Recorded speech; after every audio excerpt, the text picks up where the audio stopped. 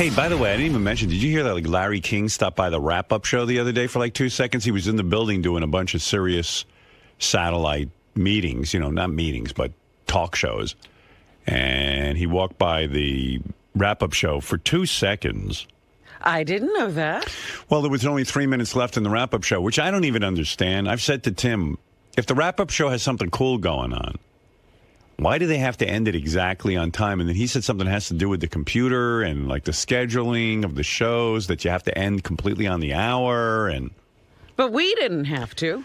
No, I don't know why. If Larry King's there, the guys wanted to keep going with him because it was sort of fun. And I don't know. My philosophy has always been, if something good is going on, let it keep going. Who cares? If the guys want to sit there and talk to Larry King, let them. I wonder what's going on there with this. It's called a profit system in the computer, and all of our shows after we do them live have to go into the computer system because we replay them, and in the replays they have to end on the hour. And I'm like, why? Who cares? I don't even care if a show ends on the hour. What I mean, like our show. Somebody made up that rule, and Tim's sticking to it. I think Tim made up the rule, and Tim's sticking to it. Tim here or no, Gary? Like, why do you guys have to end exactly at 11 o'clock? Larry King's there. You're sitting there. You're having a good time. Go for a half hour. Go for an hour. I don't think Tim's in yet. I'm calling now. Yeah. It may be the only thing he can control. Yeah, he's got to let go of that. Have you ever been given an explanation, or John? We have permission to go over now. John just told me. Is that right? Yeah, but it won't come up for another year. Like I even said to somebody that day, "Can we keep going?" And they sort of shook me off. Who's they? I might have asked Jim or somebody. Oh. So now we got to wait for Larry King, like Haley's Comet, to show up again. The rule is if you're in there, we can go as long as we want to go. Yeah. If you come in. Okay. Other than that. Well, who made that rule? Tim. But why? What's the thinking behind it? My understanding is the show has to end because of the rest of the schedule and everything. But what is the schedule? They just rerun our show. Yeah, the replay starts at, I guess we're done by 11. So at 11 o'clock, the replay has to start, and then it affects the rest of the day. I don't know. Yeah, but let's say they replay our show, and you guys finish at 11:20, and they start the shows at 11:30. Who gives a fuck? I mean, no one's sitting there going, oh, man, they didn't start at the top of the hour with the shows. We're going to miss the next show. Yeah, I mean, it is the same show. Yeah, I'm trying to understand I would love to know what his thought process is in that. That's Tim. You got to ask him. But Tim has this move whenever I ask him something. Of course, he goes, I brought it up to you, and you told me you wanted it this way. And That's exactly what he said about that, Howard. No, I've never once said that, ever. You know me. I'm the guy who used to go to, on terrestrial radio, I would go over. And I'd say, who cares? Let me sit here all day. I'm the only one getting ratings. Why are you in a rush to play music? I mean, so he always blames it on me, Tim. And I know, listen, my whole philosophy in radio is you don't need a schedule. Hey, Tim, how come we have to end the wrap-up show if Larry King walks in? Well, I told John, I says, if you guys wanted to go, you could have gone. And he says, well, don't we end at the top of the hour? So we discussed it, and they just decided. They didn't even ask me. I was in the room, so. Right. No, but I'm saying. You weren't. And Jim, I asked Jim, I said, can we keep going? And he sort of shook his head. Yeah, you weren't in the room. Yes, I was in the room. I was standing right there with Larry King. I was looking at him. Oh, so you said you weren't in the room. I was in the room. So, Gary, you asked and Tim shook his head no? JD's yelling Tim wasn't in the room either. If I was in the room, I was unaware because the room was crowded that day. I patted Larry King on the back on the way out. I says, thanks for stopping by. And if you guys wanted to go, you could have went. There's no problem with that. The thing is that you've always told me there's a problem. Well, we like to end the show at the top of the hour, you know, so because it fits in. When we did 6-hour blocks from 6 a.m. until till noon, right? You know, that block would replay from noon until 6, from 6 to midnight to 6 a.m. Who cares? Well, it just because of the spots and everything else that had to run within it. Oh. Okay, from now on, what's the rule? The boys can go as long as They they want? can go as long as they want. Sure. Okay, good. They can end. They should end at the top of the hour if they can. It makes life much easier. But if there's something there that they can go longer, makes it easier to put the stuff in the computer. Exactly. And the other thing is that you and I had a conversation about that. Oh, here we go. Yeah. Remember the wrap-up? Oh, yeah, I remember it just like it was yesterday. What? Okay, what's the conversation? He always does this to me. He always says, it's we true. had a conversation about this, and you told me. You No, you told me. Remember, you wanted the wrap-up show to go. It's like an hour-long show, right? And that and if something is going on, let them go. Right. Well, that's what we'll do. Yeah. But I didn't have any conversation about this. No, we talked about the 1 hour. Okay. No, we did. Don't you remember the conversation where I said let it run as long as it wants? You were there. Don't you remember that? This is what you do. Don't you remember that conversation? No, you and I talked about it. Says, don't you remember when you and I had a conversation? I said let it run. exactly. Okay, there you go. Good. Okay, good. We're even. Tim. All right, thank you. All right, thank you. You're losing weight again, huh? Yes, sir. Yeah. Yeah. Yeah. Good. What are you doing this time? No green drink? No, green drinks. You're doing green drink? Yeah, Robin and I started the detox yesterday. Yep. No ayahuasca?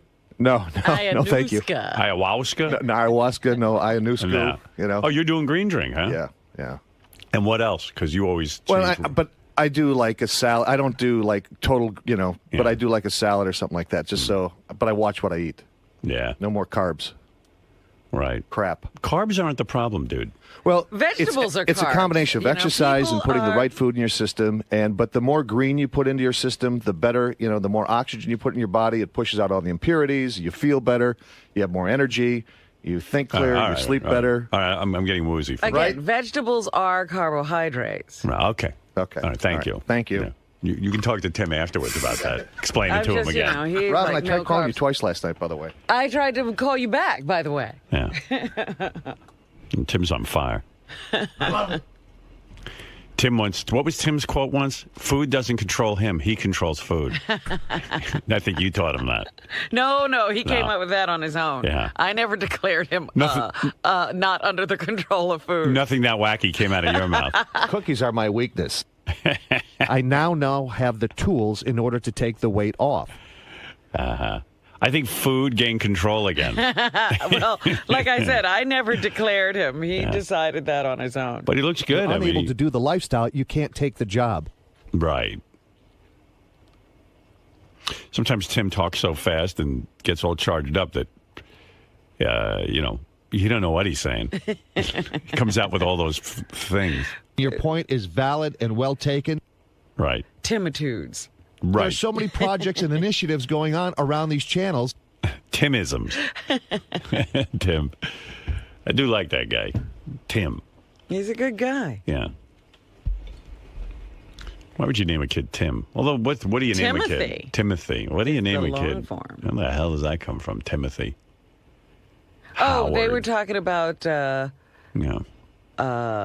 Mariah Carey's kids' names on The View, and it's Moroccan was where they decorated. It is a room in her house. It's the Moroccan room, but that's where Nick proposed to her. Oh, so the kid's got to be stuck with that shitty name, right? Moroccan. Yeah.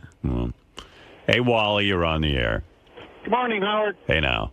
I was really upset that they were ending the show like that on Larry King.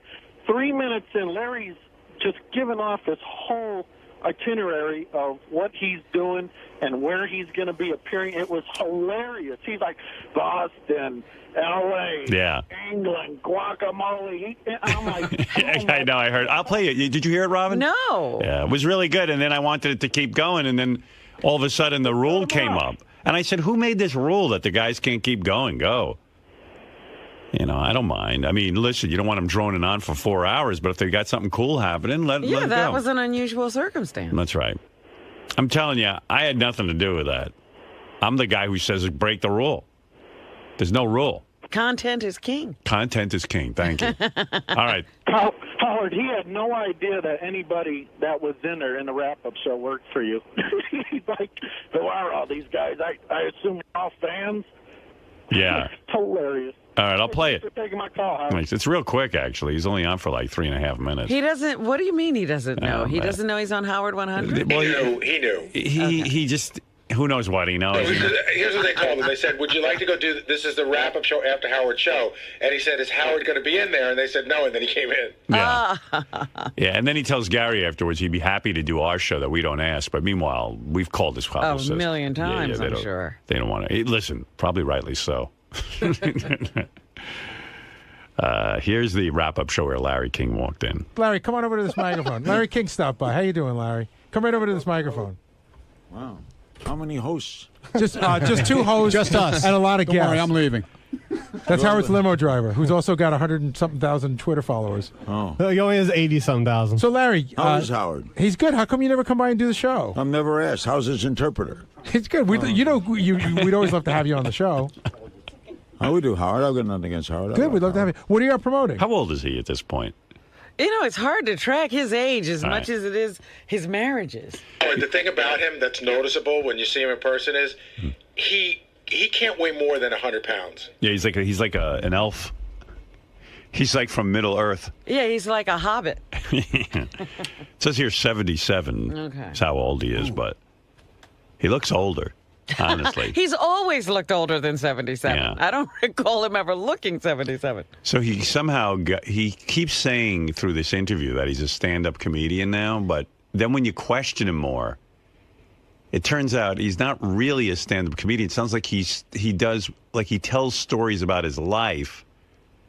Well, I don't know. It's not quite stand-up comedy with like jokes, but he talks about his life when he does these shows, and he can't sit still. He didn't want to give up that CNN show. No, he was forced out. And quite frankly, I'm sure if the boys had him there longer, they would have said, don't you feel sort of vindicated? Because I think the ratings were actually higher with Larry than they are with Piers Morgan. And aren't they bringing Larry back for some kind of a special already? Maybe, I don't know. I heard a promo for that. But now, because he can't sit still, he's going out doing a stand-up tour.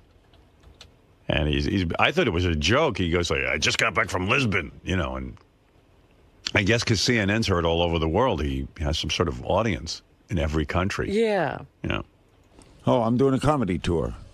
Stand-up comedy? Yeah. I've always done conventions and things, and now when I kind of semi-retired, am I on? Because I don't hear myself. Yeah, you're on. Oh, I see. Oh, that's a high.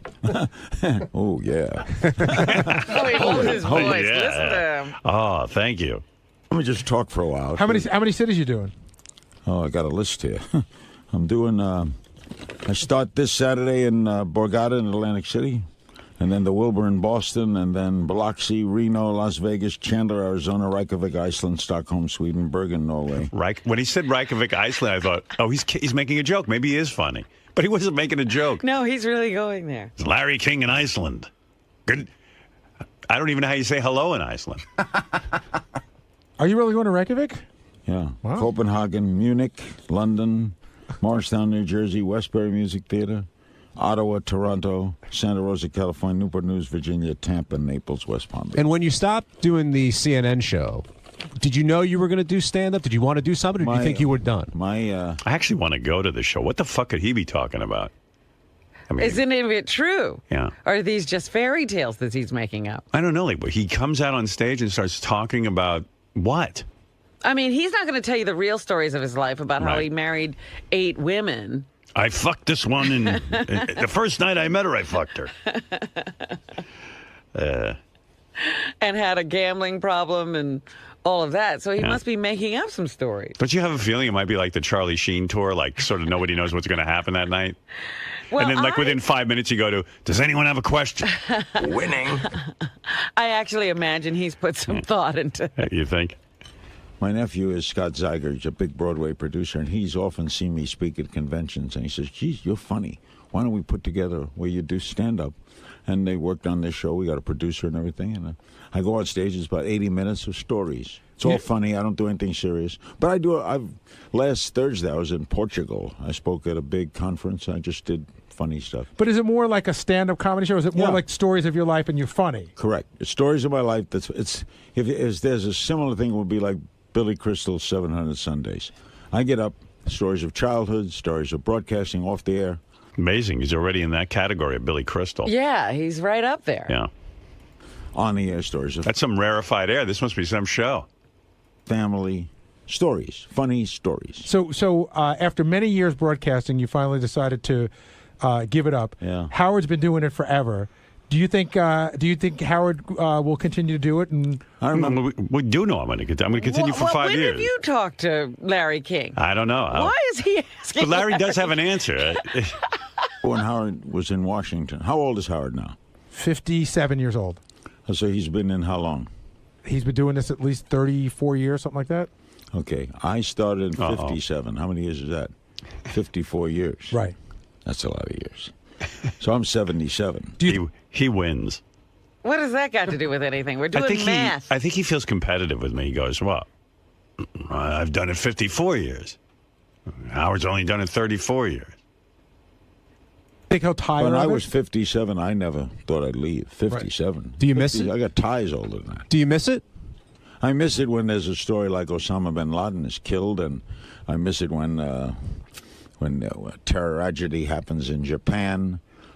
But That's a new word. Terroragedy. Terroragedy. I don't miss it when a prince is getting married. Who cares? Yeah, he doesn't miss broadcasting when those princes get married, and I don't blame him. Well, he's had so many marriages. Marriage can't possibly excite him. Can't be interesting. I don't want Kardashians. I could do without. You know how I describe it. I got mixed emotions. I feel I want to do it so bad one day, and then one day I don't miss it at all. It's like watching your mother-in-law go over the cliff in your new car. Are you keeping tabs on how Piers is doing over there? I watch Piers occasionally. He's okay. I think I like Piers. It's very different from me, and actually, it's hard. I'm a poor judge of it because I try. It's hard to be objective. All right. Unfortunately, we got to wrap up today's wrap-up That's show. it. That's the wrap-up. We're done. We're out. So all of you are like Howard Sternites, right? Yes. You follow him. Yep. We do. He's your We leader. work for him. Goodbye. Thank you, Larry. Yeah, I understood the audience's frustration because I was frustrated too. I was like, oh, hey, this is kind of interesting. Let's keep going. This could get to some good stuff. And then what else do we have to do? We have a whole fucking empty day. So. He had his first special on CNN on May 1st. Oh, he did? Okay. Yeah. So that was that. But a little. It's a shame. That's an opportunity you don't get all the time. Although you never know. Maybe it would have gone downhill from there and you would have. We'll never know. That's right. I was going to work my way to. Have you ever heard your wife on the show? And that would have been weird, but that's what I wanted to know. Yeah, no, that would have been a good question. Too bad Well, now you know. Just go. Just do your show. You don't have to end it directly at 11 if you have something big going on. Yesterday it was a pretty good wrap-up show you guys did yesterday when Benji was arguing with Ronnie. I was listening to that. That was pretty good. I heard they aren't speaking. There's something going on between. Well, Ronnie's like a big baby. I was listening to it. He was like, Benji. First, well, it's not that Ronnie's a big baby. The two of them together are just not. It's two big babies. Yeah. Benji is just genuinely odd, and a lot of us do think that some of the oddness is put on. And I guess what happened was, Ronnie stands in the hall, and he's there to make sure there's no nonsense and that everything's cool. And when a guest comes in, he pats them down, make sure they're not fucking crazy. And so he gets to see a lot of what Benji's up to, and Benji's weird. Yes. But we're not sure if Benji's weird intentionally because he's looking for attention and he wants to be like an Andy Kaufman, or maybe he's just genuinely weird. And then when Ronnie calls Benji out on stuff, Benji gets all freaked out. And you don't know if that's for real. The whole thing's combustible. So the other day, Benji was coming in, and because he's had that issue with me that he's been late where I'm going to fire him, he's now decided that when he swipes his card when he comes in, because we have key cards, when he swipes his card, it's good because then he can be on record as having been here. I was wondering why he did that because, there have been times when I come in like either just before him or whatever, and I swipe it and the door's clearly open, and he stands there and he does a reswipe. Yeah, well, that was what happened. So Benji did the reswipe thing while the door was open. People were holding the door for him, and he stood there and reswiped. And Ronnie was like, "What are you doing?" And then he started off with this explanation about how he wants to be seen as on time.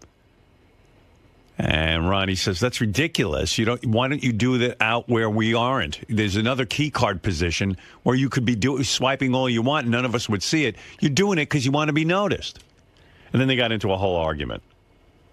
This morning, he comes in and Fred holds. And it's just funny to hear Ronnie argue with that Queens or New York accent, whatever accent that is. I don't even know. It's the most severe New York accent I ever heard. He's crippled. Yeah, and then he starts yelling over Benji. It's entertaining as hell. So this morning, he comes in and Fred holds the door for me. He doesn't have to put his card there, but he's standing there, keeps putting the card there. You know, for like a shtick thing. So no, it wasn't. I'll give you an exact explanation of what happened. Don't say it to me because it's got nothing to do with me. So this is what upset the Ronnie. security people said, "What the fuck is wrong?" And with I will this explain guy? what happened because I've had a reputation of being late. And I've said before, you guys accuse me of being late. I always want there to be a record of when I come in. That's why there would be a record on the other door. But Ronnie, I swear on my life, that was exactly what's going through my head. So the conversation starts escalating, and before you know it, neither one of them know what they're talking about. And I was like, well, this is pretty innocuous. No, but How could this turn into a fight? But like Benji's like, well, why are you so angry about this? So what if I swipe the door? And Ronnie's like, it's you, and I don't care. It's just weird. And then Benji goes, well, if you don't care, why the hell are you yelling so much? I checked in. Okay, great, but you could have done it on that door where you wouldn't, where you weren't. That's not where what, people who don't know Ronnie, you, I Benji, wasn't doing people it for who don't know you think you're out of your fucking mind. This is what I'm trying to tell you. But you don't believe me. Okay, but you're saying because I wanted to check in my card, in effect. But I think Ronnie's trying to be me on the air, like, you know, where he like berates Benji, maybe. You think? And yeah, well, that's what it sounds like. Because really, why does Ronnie care? Again.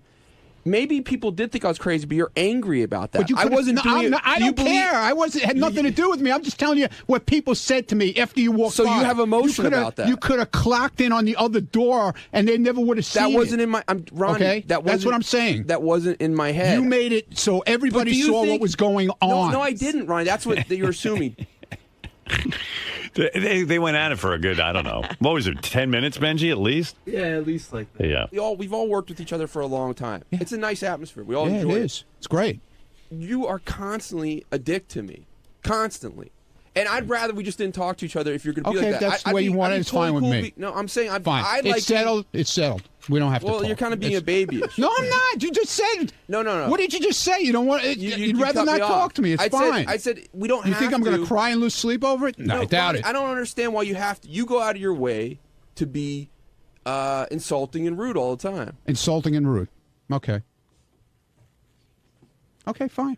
So where are we at? I don't have to talk to him.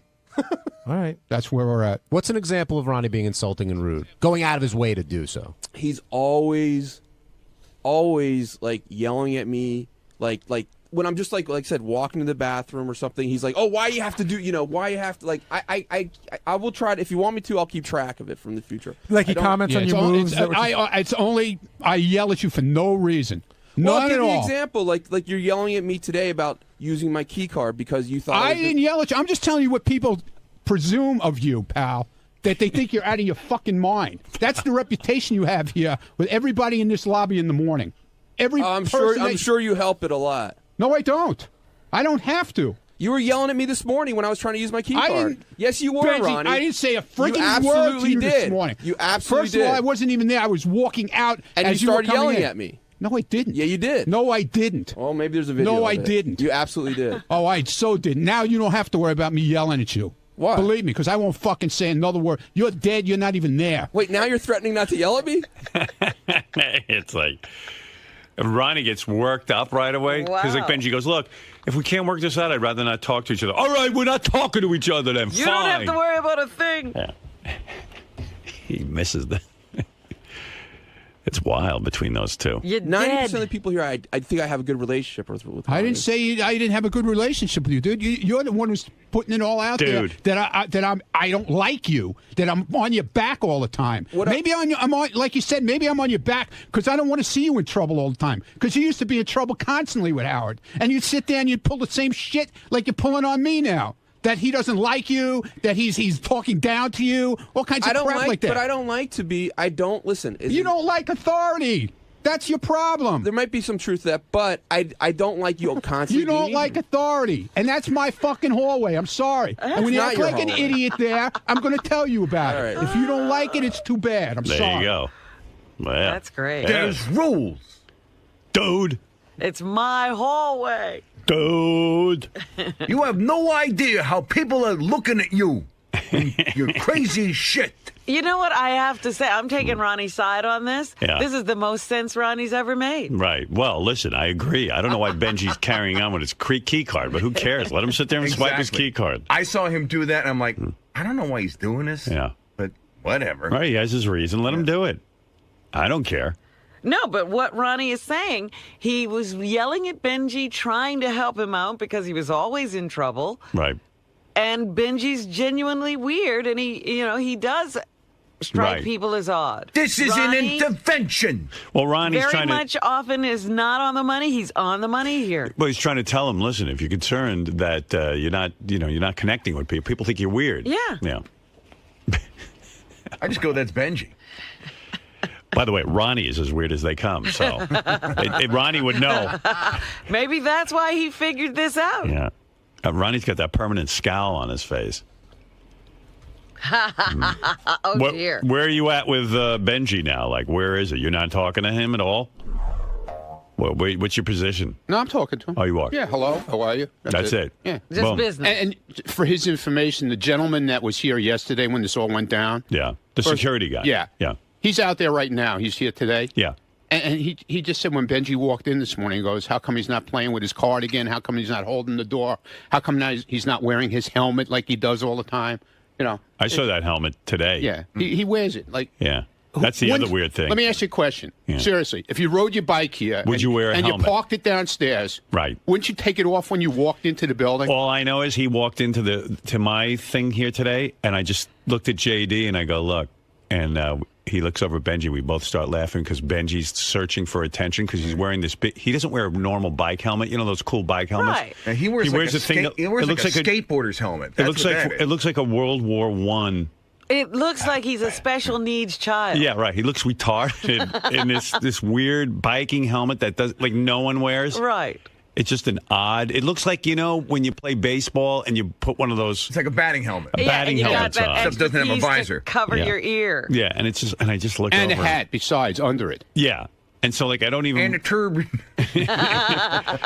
just in case he has to break into character. Exactly. So, like, you look over, and it's just so odd, and it's a cry for attention, because as Ronnie says, any normal person, if you wore a bizarre hat like that, you would take it off and leave it with your bike, or just wear it at your side or something. Probably isn't even protection. Right. No, it looks like a helmet that if he fell, it would fall right off his fucking head. I have a question for you. The hat he was wearing underneath it, was it the Yankee hat, or does he bring a spare hat? I don't know.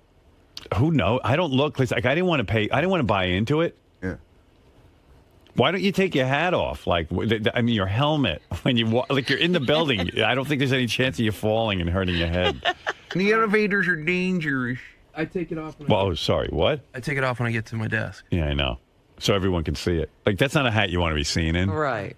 I could trip over the wastebasket. Yeah. But I'm picking on him. I'm on his back all the time. So those security guys out there, they're just like, hey. They think he's out of his mind. Yeah. Seriously. Ever since he's started here. Right. First it was with coming in late every day and running through the halls like the madman. Yeah. Because nobody does that. First it was, then he got in trouble downstairs with trying to jump the thing because he didn't have his card to get in. Right. They think he's out of his mind. Totally. Maybe he is. But it's me, Yeah. It's always me. Right. So, whatever. You think Ronnie doesn't like you, Benj? Or do you think he's just trying to help you? I don't know if he likes me or not. It's hard to judge. But I know he acts inappropriate to me and mean to me. Oh, now I'm inappropriate and mean. Well, in the hall, sometimes I see you give people shit. Are you doing something to him that you? Only when he's carrying on with his shtick out there. I'll give an example. Like I try to get. I think what it is. Like Benji's coffee spill yesterday caused real expensive damage. That cost a lot of money. Well, it's not the first time for that either. He's done that before. Yeah. You're kidding. I'm looking at a note here, Howard. It said it actually made its way over to Fred's board. Oh, no. How much damage? I tried to stop it as much as I could. It just says that they got most of it clean, but they recommend they got to get a cleaning crew in here to clean over some areas and stuff. Should we ban Benji from drinking over there? Like, or he shouldn't be. Why don't you set up a little table like what JD has, that little dinner tray?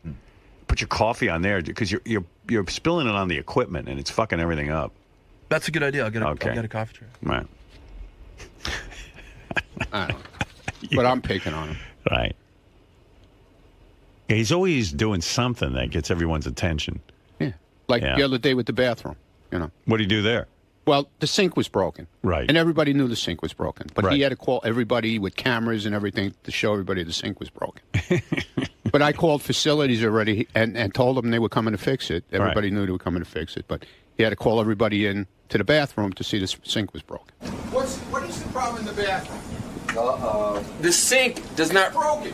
I know didn't. that. Ronnie, why do you have to yell at me about angry. it? Why can't you? Why do you have to be mean about Because it? you make a whole thing about it. Oh, wait, you're the guy that comes screaming, and I'm the guy that makes a big thing about it. I'm on your side on this one. He's fucking angry, that guy. 20 people standing around the bathroom because the sink doesn't work. So why you gotta get angry about it? What do you care? Dude, I really don't know why you're always dicky to me.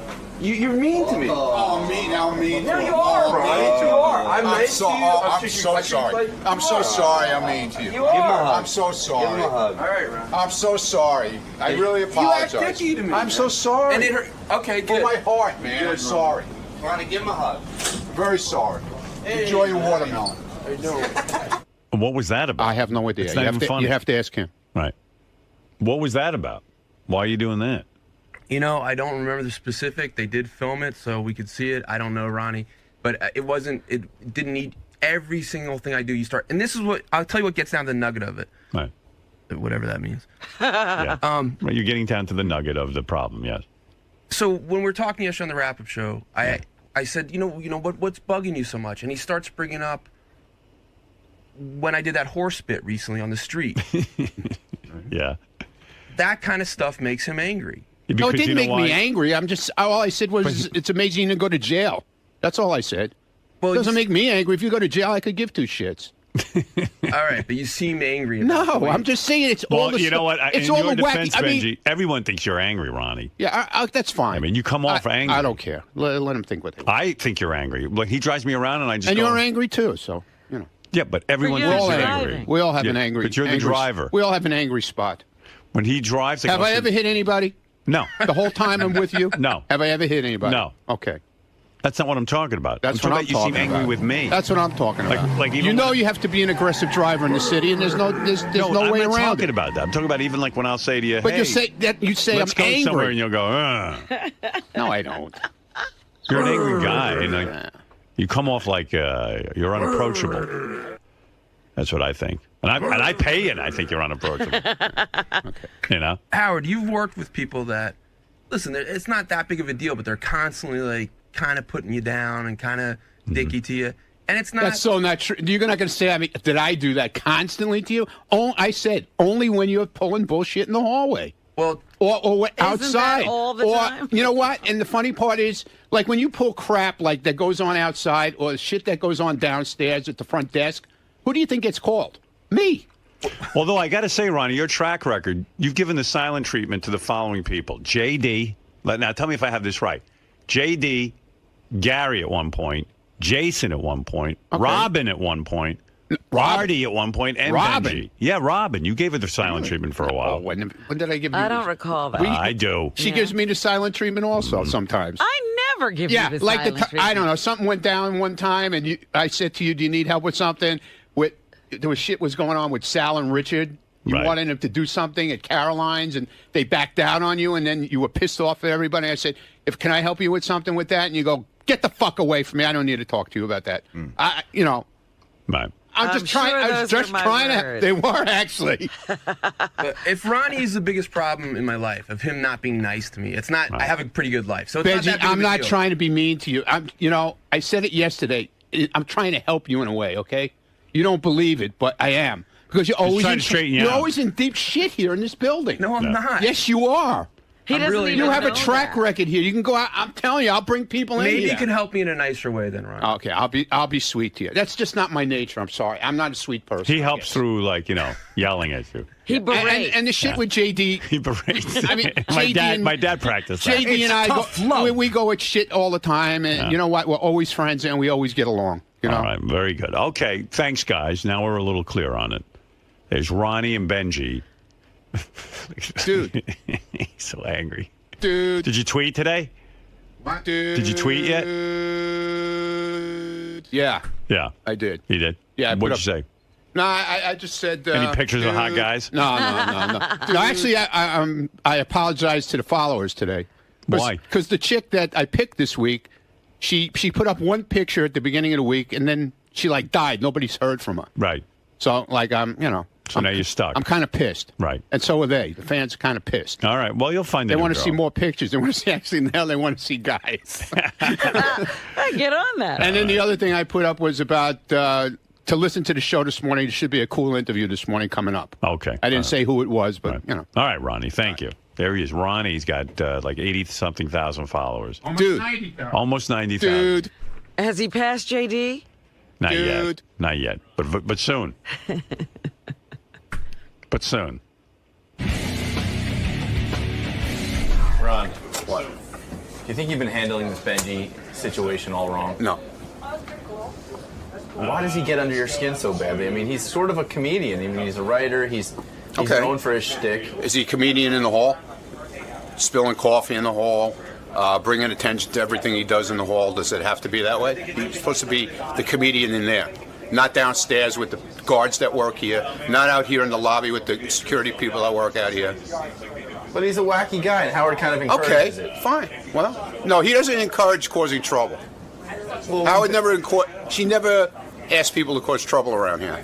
Well, he's been yelled at for it already by Howard. Benji likes to mix it up. Do you hear what I It's very said? weird. Don't start with your dumb shit, because I'm telling you, this is the way it is, and you know it as well as I do. Oh man! Because you're the guy who films it. So don't bullshit me, okay?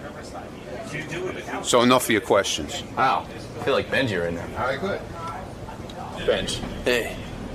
So there's obviously a rift between yourself and Ronnie, but I feel that you're misunderstood in your behavior and some of the things you do around here.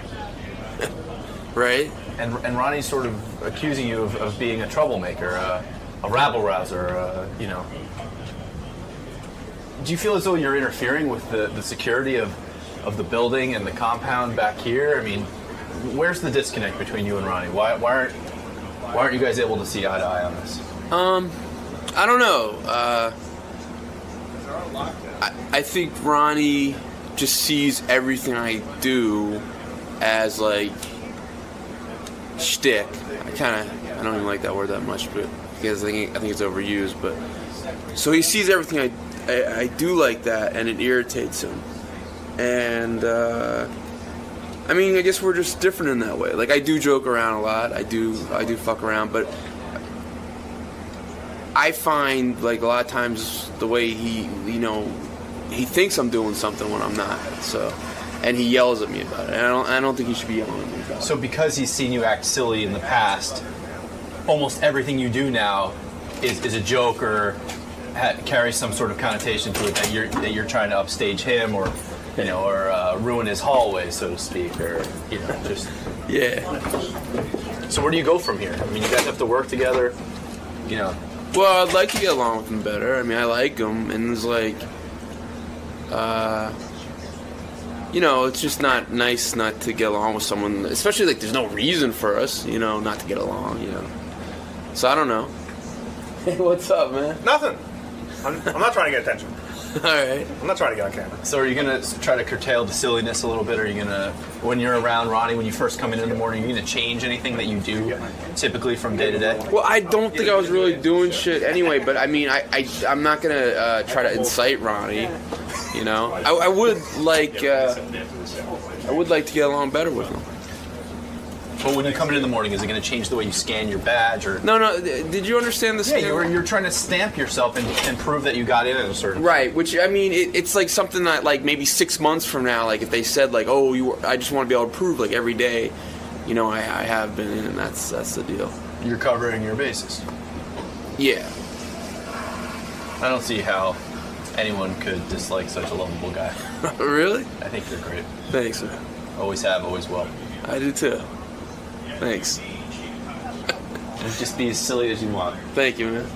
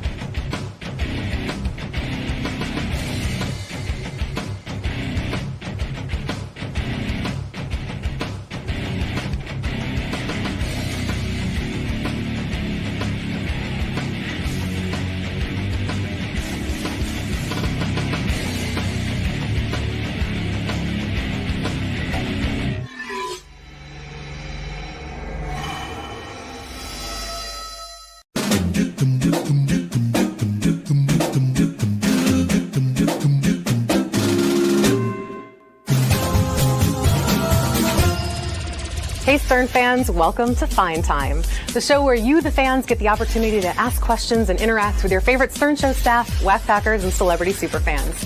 I'm your host, Rachel Fine. Now, when the guys at Howard TV first conceived the show, my guest today was one of the first names that popped up as a must-have.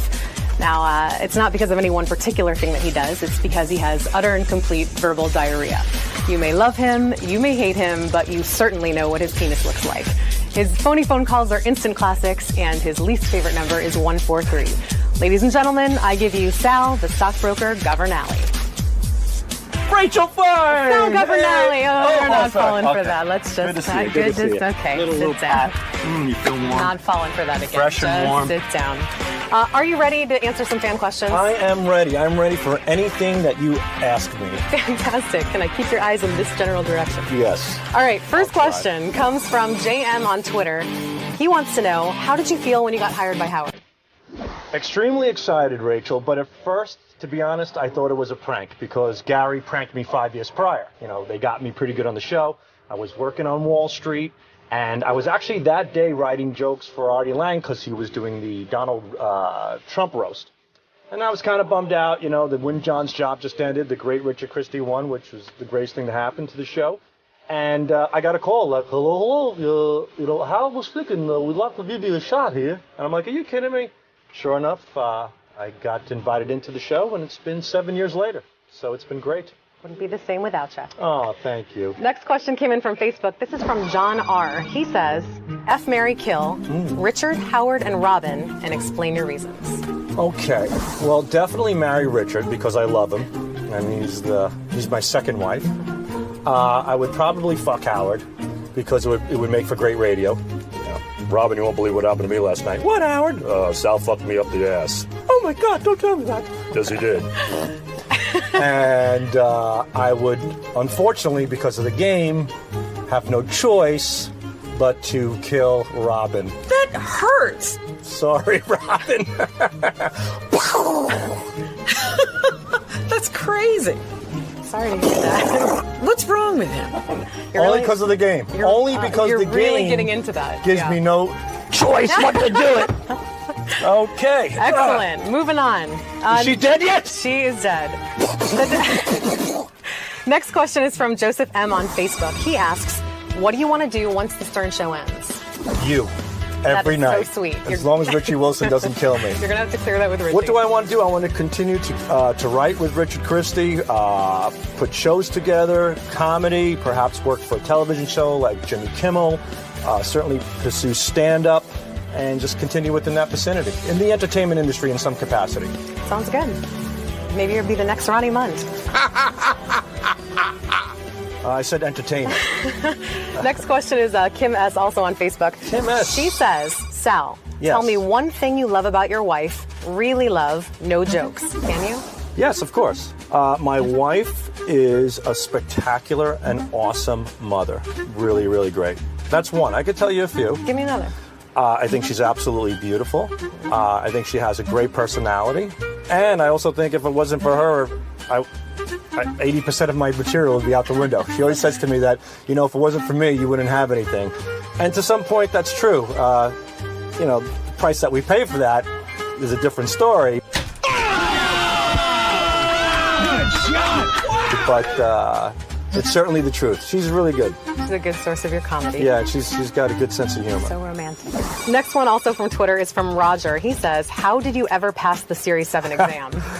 I studied every day. I actually made it a job. I got up at 9 in the morning and I went to my kitchen table and I stayed there till 5 p.m. And the only time I took a break was at noon. Like I took a lunch break and I would put on The Price is Right during my lunch break. And I watched The Price is Right, and then I went back to studying, and I studied real hard. I crammed it all in, and I got an 86 first time out. Nice. Do you think if you took it again today without preparing, you'd pass it? 68. It would take some time, but I could certainly pass it again. Nice. Next question also from Twitter is from Stacy. Stacy says, is Gary still eating black and white cookies with crumbs running down his chin? Well, I would have to say yes, I am. I love them, and there's nothing better to put me to sleep quicker than a good old batch of black and white cookies right after I'm done playing solitaire, boy. Sorry to wake you up. Next one came in from Facebook. This is from Scott M. Oh, Scott. From Scott. Sal, what do you do all day other than the prank calls? What do I? Well, that's a good question. We do song parodies. We listen to listener submissions. We put bits together. We put games together, like the Debbie the Come game today. We also write when people go out on the street. Rich and I actually go out on the street a lot, so we're constantly coming up with new concepts for the street, like Occupy Wall Street, like going to Harlem, talking about topical topics there. While the show was on, during the course of the show, I and Richard also send Howard jokes and media during the course of the show through Will and Steve on the computer. We submit jokes for other people as well, like Evil Dave. When George Takei comes in, we write the announces for him. So constantly doing stuff. You're a busy guy. Yeah. Jose N on Facebook says, has there ever been one call that you really loved but couldn't play it on the show? Yes, there are quite a few, and there's one in particular that we really love. It took about 6 months to produce. It involved many characters on the show, like Wood Yee, like Craig Gass doing his Gene Simmons impersonation, and we just couldn't play it. This call was so good that Gary reached out to this particular person. They do have a product that they sell as well, and even gave that person the opportunity to come on the show and be interviewed about it, provided that we could play the prank call. Still didn't happen. There are a lot of great prank calls that we just can't play. People say no, and that's it. No is no. Everything that we do, we get a consent for. And if we don't get the consent, we can't play it. What percentage doesn't make it through? I would say lately it's been like 40-70 in our favor. About 40% does not make it through. 40%. Do you recognize that 40 plus 70 is more than 100? Oh, my God, I just realized that. I'm not 40-60. 40-65, yeah. Can we go back to the Series 7 question? Yeah. Michael G God. tweeted us. So embarrassed. Sal, is your hair growing back with the fake propecia? Feel it. What do you think? It actually looks good. It looks pretty full. Yeah. Wait, I didn't feel it before. So Well, it was called Propecia, and I got it from India. I went to this website online because Propecia is very expensive, and I can't afford it. So I looked online, and I received this Indian Propecia called Apecia. And I tried that for a little bit, but I was getting some wacky side effects. So I stopped that, but what I'm doing now is I'm doing Rogaine twice a day. I do the Rogaine foam. Get right in the peaks, rub it in, go to the back. How's the back look? It looks good. Yeah, I fill it up there. That's it. And then, and just the opposite on my balls and cock. It's nair. Gets all the hair out. So bald here, full there. It's a match made in heaven, ladies. Match made in heaven. Next is from Live and Uncut on Twitter. If you had to choose either your wife or Richard to live with for the rest of your life, who would it be and why? Wow, that is a great question. Sorry, buddy. But I'm going to have to live with you for the rest of my life. You pick me? Do I stutter, shithead? Thanks, honey.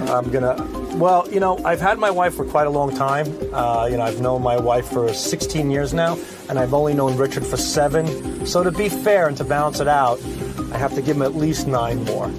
So, yeah. Welcome aboard, babe. You're in. Thanks, honey. You're welcome, sweetie. Anything. I want to thank Sal for answering all the questions that you, the fans, provided. Keep sending your questions in via Twitter, Facebook, email, and video submission.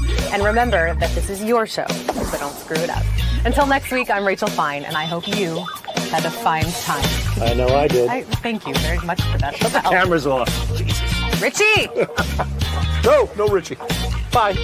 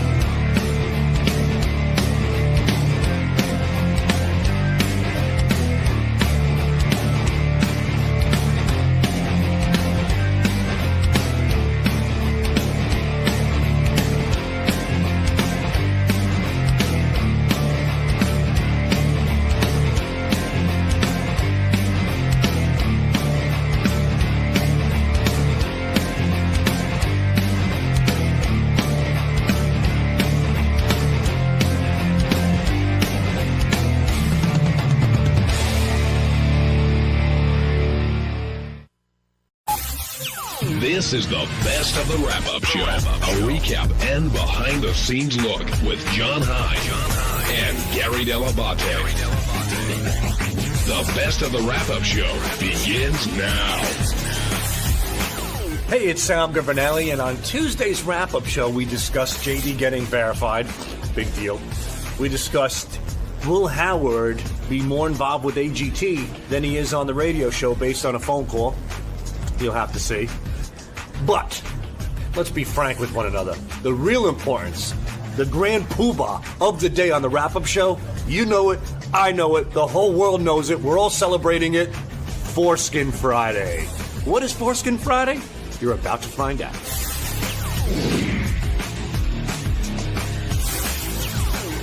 J.D. Harmar, the verified J.D. Harmar, now joining us on Wrap Up. Wait, you got verified? Yes. Didn't hear the news story about it? And how many followers do you have? I think I have like 134,000. Wow. How much did getting, and be honest, how much did getting verified mean to you? It's very cool. Well, what does it mean? Why is it such a big deal to be verified? Because it's not everyone on Twitter, first of all, is verified. But it's not as if there's a rash of JD impersonators. Well, I mean, there's some, and I had to get one guy. I asked to have one guy taken off because he was like tweeting like all these different female celebrities and just celebrities in general, like, you know, angry, rude shit, and I didn't want that, you know, to look bad on not only myself but the show. You know? Do you know I was following Fred for like a month till I realized it wasn't Fred? Yeah. There's a Fred guy. Yeah, that's not Fred. Yeah, no, I know that now. But JD, I Fred's a little edgy. I think you're sort of belittling what this means to you and the impact of it. I know that it's something you wanted really bad. Yeah, yes. And, yeah. But in the overall sense of the world, I mean, there's nothing else changed, really. I think as soon as you get it, you have to act like it's not that big of a deal. But do you well, first of all, whenever you see guys like dads from the fucking Teen Mom Show, when you see those guys verified, you're like, I even tweeted out once, it lost its luster a little bit, but, you know, it's still very cool. But see, I'm getting something out of JD that I guess I didn't fully understand. I always thought that being verified was just a way of saying, like, I'm JD, and it'll help you get more followers because now there's that too, yeah. But you clearly just want to be in the club. Oh yeah, you of course, sure. But the club's like, I don't know. It's not that I don't know. Like, what are the benefits of being in the club? Dude, I don't know. Towing, I don't know. You know what? I think it also, you know, with tweets or whatever, it gets more sort of. I don't know. I don't know. I don't know. Gary, how about Gary? Notoriety? Is that what you're trying to say? I don't know, notoriety, but also maybe taken seriously or something. I don't know. You're just not seeing this. I don't know. How would you feel, Gary? Trying not to be a joke in as many places I can. At this point, like John is, JD is, Howard, Robin, several people at the show, but you weren't. How would I feel? I don't know. I probably, if everybody but me were, I'd probably be a little bothered, but I don't. Tweeting is not as important to me as it is to JD. Right. But also, you know what? I don't tweet that often. No, You're on there a lot. No, I know. But you've sort of head door needs to be oiled.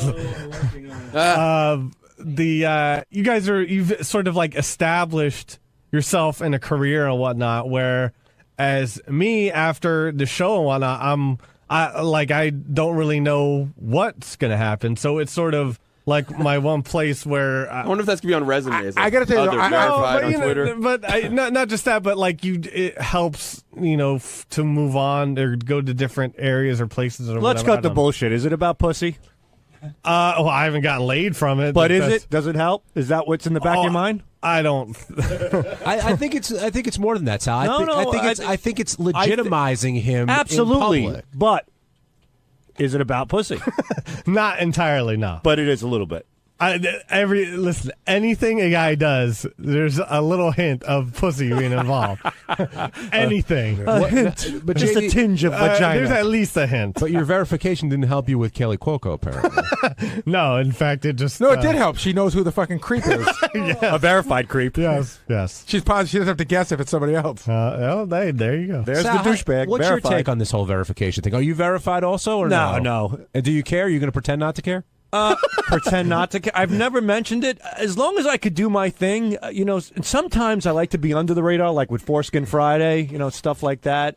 So verification to me, I'll take it or leave it. Doesn't bother me. There's a weird thing. Somebody contacted me a couple of weeks ago, and I can't remember what the name of it is. I showed it to John, but there's like a Q rating. You know what Q ratings are?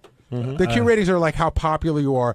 There's a Q ratings for people who what their web presence is. And it was really funny because yours is way higher than mine. They told me what everyone's is.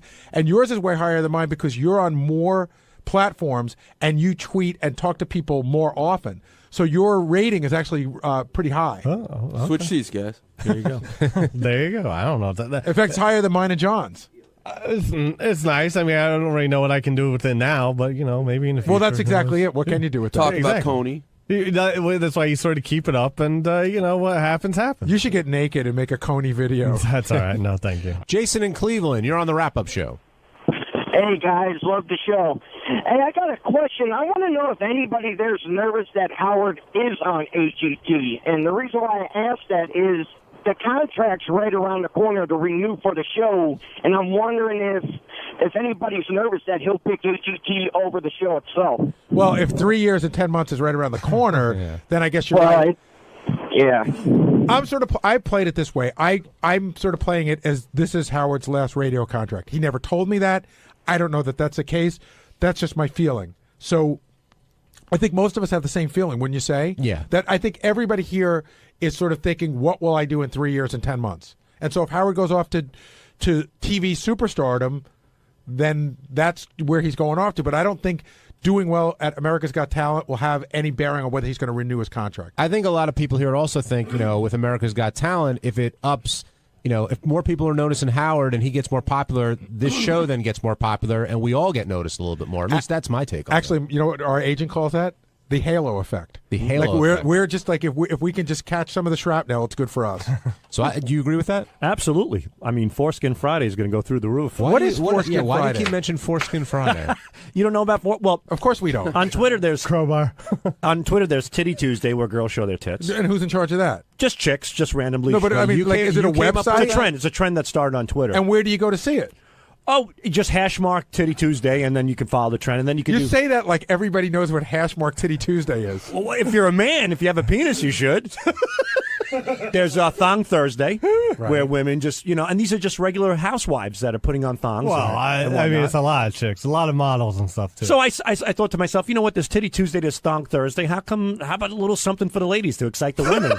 So, like they were looking for your So cock. I created Foreskin Friday, and I put a picture of my foreskin out on Friday. So every Friday we're going to have this new trend, and it's trending very nicely. I don't understand. Here's what I need to know. So the AGT people, we're going to wake them up a little bit with the foreskins. Every Friday, the accordion. It's just a picture of your foreskin. Do we ever get new foreskin? You can. People can submit. I encourage people who are uncircumcised to send in pictures as well and do the hash mark Foreskin Friday. Now, what happens if it catches on in the gay community but not with women? And what if guys just jerk off to your penis? That's a little weird, but I'm all for it, Well, is it weird or are you for it? I'm for it. I mean, the thing is, this is what I'm doing. I'm not going to stop Foreskin Friday until gay marriage is accepted throughout all 50 states. Oh, brother. Yeah, me and George Takei had a conversation. Twitter will shut you down before that. Twitter already sent me a notice. What'd they say? A warning. That was the most disgusting picture. It was, Ronnie was repulsed. They sent me a warning that I have to mark it as, adult material before I post it because a lot of people complain. He's like a virtual flasher. Yeah. You are. It's art. The way I presented it as art. It was a nice close-up. It was beautifully shot. It was perfect. And so you look at all the foreskins that are sent to you, that are hashtagged. You check them all out. Not one was sent. Not one. So then, how is this trending? It's through me. It's like saying, there can only be one Elvis. There's only one pouch, so to speak. I mean, so far I am I'm at the forefront of foreskins. Did he just compare his pouch to Elvis? Ronnie, you're a Twitter guy. Do you know what he's talking about with these like Titty Tuesday and what was the other one? Yeah, there's a lot of Thong Thursday. Yeah, Thong Thursday. There's something Friday. What's the Foreskin Friday now. No, there's another Friday. Yeah, something. Frisky Friday. Frisky Friday. Right. Have you thought about that for your Twitter feed at all? No, I got my like hot that? chick of the week. I'm good enough with that. Old Man Monday. Twat Tuesday. That's a good one. Taint Tuesday. It's all yours. Hot chick of the week is good enough.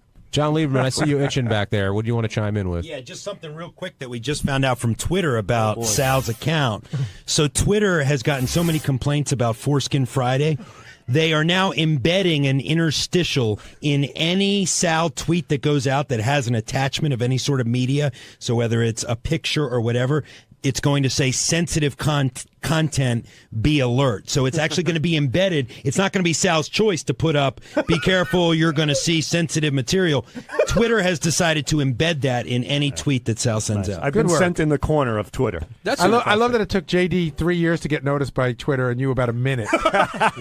That's an interesting. Hey, I'm revolutionizing. I'm proud of that, man. Statement about like censorship and not that, I mean, it's a private company. They have a right to do whatever they want. Well, it's not censorship. No, they have a right to do whatever they want. It's a private company. But I'm saying you can still see what's it. They're interesting just is telling. like, I don't think they'll do a thing about that with like death threats. I don't think they'll. Of course not. I don't think they'll like warn people like those kind of things. It's just the way society. Well, I looks think at they would sexuality. warn them if they were putting one out every Friday. My cock is VIP now. This is like a private party. You know, you have to go through a few different channels and push a few extra buttons to see it. How's your wife feel about that? She hasn't seen it in ages. What does she care? No, I'm talking about this whole Twitter thing. Yeah, she loves it. I'll bet. She does backflips. Wait. She'll stop playing canasta just to look at the pictures. Kidding aside, is Christine aware that you're sending your foreskin out every Friday? It's not a bit like Howard said. It's been on TV and whatnot, and plus my foreskin's more comical. It's almost it always fresh like a foreskin puppet. It's not comical. It's disgusting. I got a dude. question. I'm sorry. What's the end game? In other words, is this to get you a little bit more notoriety, to get more notice, or is it just for fun? Just for fun. I think a little bit of everything. You know, it's fun. Something that cracks me up, I run with. I don't even if anybody else doesn't find it funny, or if somebody's repulsed by it. This is like a prank over the internet. Give him a pair of scissors. I was dying laughing over the people saying, "My God, I just washed my eyes out with acid." Stuff like that. It just cracks me up.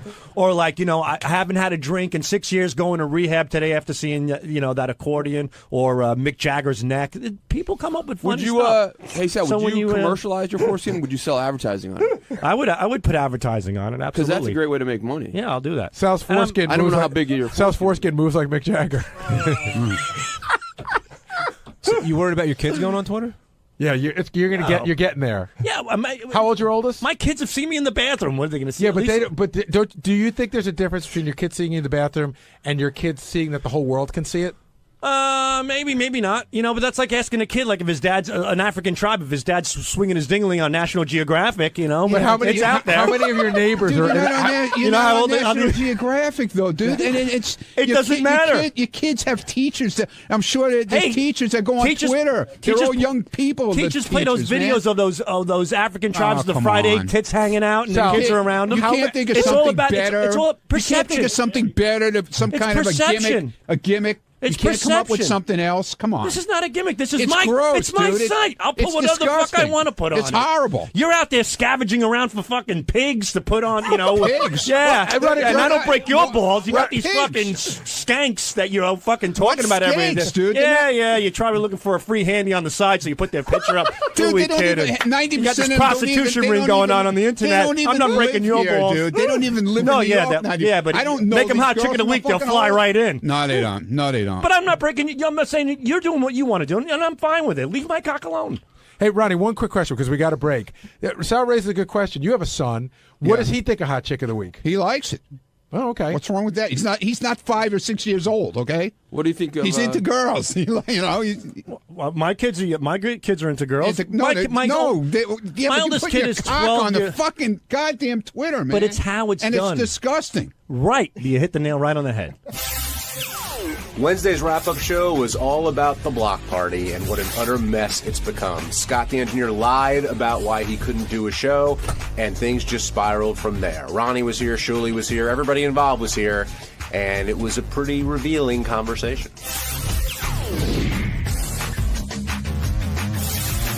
I think we have the entire block party in here without Ronnie, and I'm sure he'll drop by.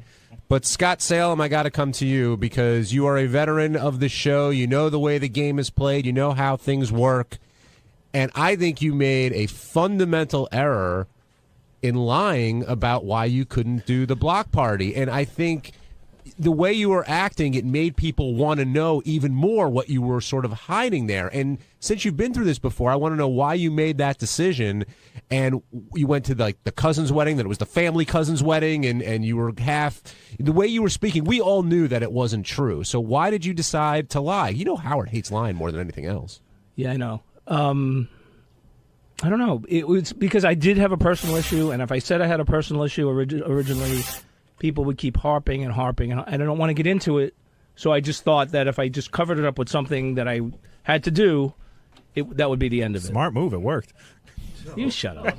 That would work, Scott, if you were, frankly, I wasn't better prepared liar. because, I quickly made up that wedding thing, and then I didn't think it would come back again to haunt me. Did you try to back it up at all? Like, were you trying to find a wedding to go to or anything like that? Yeah, right. No, I didn't even think about it. It was like, all right. Is the personal issue something that... I don't want to get into it. Right, no, I get it. I get just it. tell them you don't want to get into it. This is what I thought would happen. I will respect that. I won't ask a thing about it. I don't want to get into all it. I want to know is it something you'd be comfortable telling us off air? No. Probably not. I actually know what the personal is, or I've got a pretty good idea. You probably don't know. I think I do, and I don't think he's comfortable with it. It's a couple things, but it's mostly. So it's something that money can't fix. I mean, if Shuli offered you $5,000 for that weekend, you still wouldn't go. Oh, that would fix it. $5,000. What kind of tour do you think we're doing? I'm trying to figure. Garrett, based on what you think it is, yeah. Do you understand that he might not be doesn't want to travel on this weekend? I can't speak for Scott. I'm not going to get into it. I don't even want to. It's his. And Scott did say it's more than one thing. I mean, it's. I don't think it is though. He just said that. It's a couple of things. I know, but we already said he was going to a cousin's wedding. No, it is. Look, I just want to say this: that regardless if it's personal, if it's having sex with your cousin, regardless if it's a personal situation or it's because he doesn't want to do the traveling, I don't really care. All I'm saying is just be upfront with us, and so we all know where we stand, and. Yeah, that's all. It was just the... I got a question for Scott. Mm-hmm. One of the things that Benji always says on the show is that once you're pigeonholed into a certain type of character on the show, you can't shake it. Do you think your pigeonholed is difficult, or are you difficult? I think I'm anal about some stuff, but I don't think I'm difficult, no. So then why do you get the rap? They like to bust balls. That's part of it. But I don't think I'm difficult. No, I don't think I'm difficult. Shuli, is Scott difficult? Well, I think him being anal is what some people would define as difficult. No, because I like other people. I want to address this busting balls thing because travel plans. I like to know what the travel plan. So if I'm traveling and 2 weeks from whenever we're supposed to go, I don't have any information, any flight information, any hotel information. I'd like to know and have that information. So I go to him and said, "Can you give me the information, please?" See, I think I know where John's going, and I talked to Shuli a lot off the air about a lot of different things, and Shuli has a pretty high tolerance for bullshit. But Literally. You sent him over the edge today. Shuli went from being like, this is fun, this is good for selling tickets, to fuck you, fuck you, fuck you. And that was interesting. And I want to just bring this up, that because Howard TV put up a thing on Twitter of a clip of me and him yelling, and I hate hearing me yelling. I hate seeing me. But it was real, correct? It was absolutely real. It was absolutely real. I don't like seeing it. I don't like being that way. And like you said, I've come to you with issues in the past with things, and you even said to me, not necessarily just with Scott, but just in general, wow, I don't know how you deal with it, you know? And so I blew up today. I blew my stack, and I'm not proud of it. I don't like that I did it, but I had shit on my chest. But what's so great with you is you like to stir it up because you like to get in there because it's good to sell tickets. But then you stuck your hand a little too far into the cage and you got bit, and then you got just angry. Well, no, what happened was somebody let Jason in the cage. And and that was my rating system, is I went in there to mix it up and bust balls and, turn it on a scale 1 to 10 to like a 7. Jason came in and broke the meter. I want to get back to this busting balls thing because a lot of times, especially with you guys in the block party, and Jason, you're the king of this, I think, people will break balls, but there's always a little bit of truth behind the ball breaking. And it seems like that truth began to surface more and more as money came up and other issues came up, and then it goes from ball breaking to, no, I'm genuinely pissed off at you guys right now.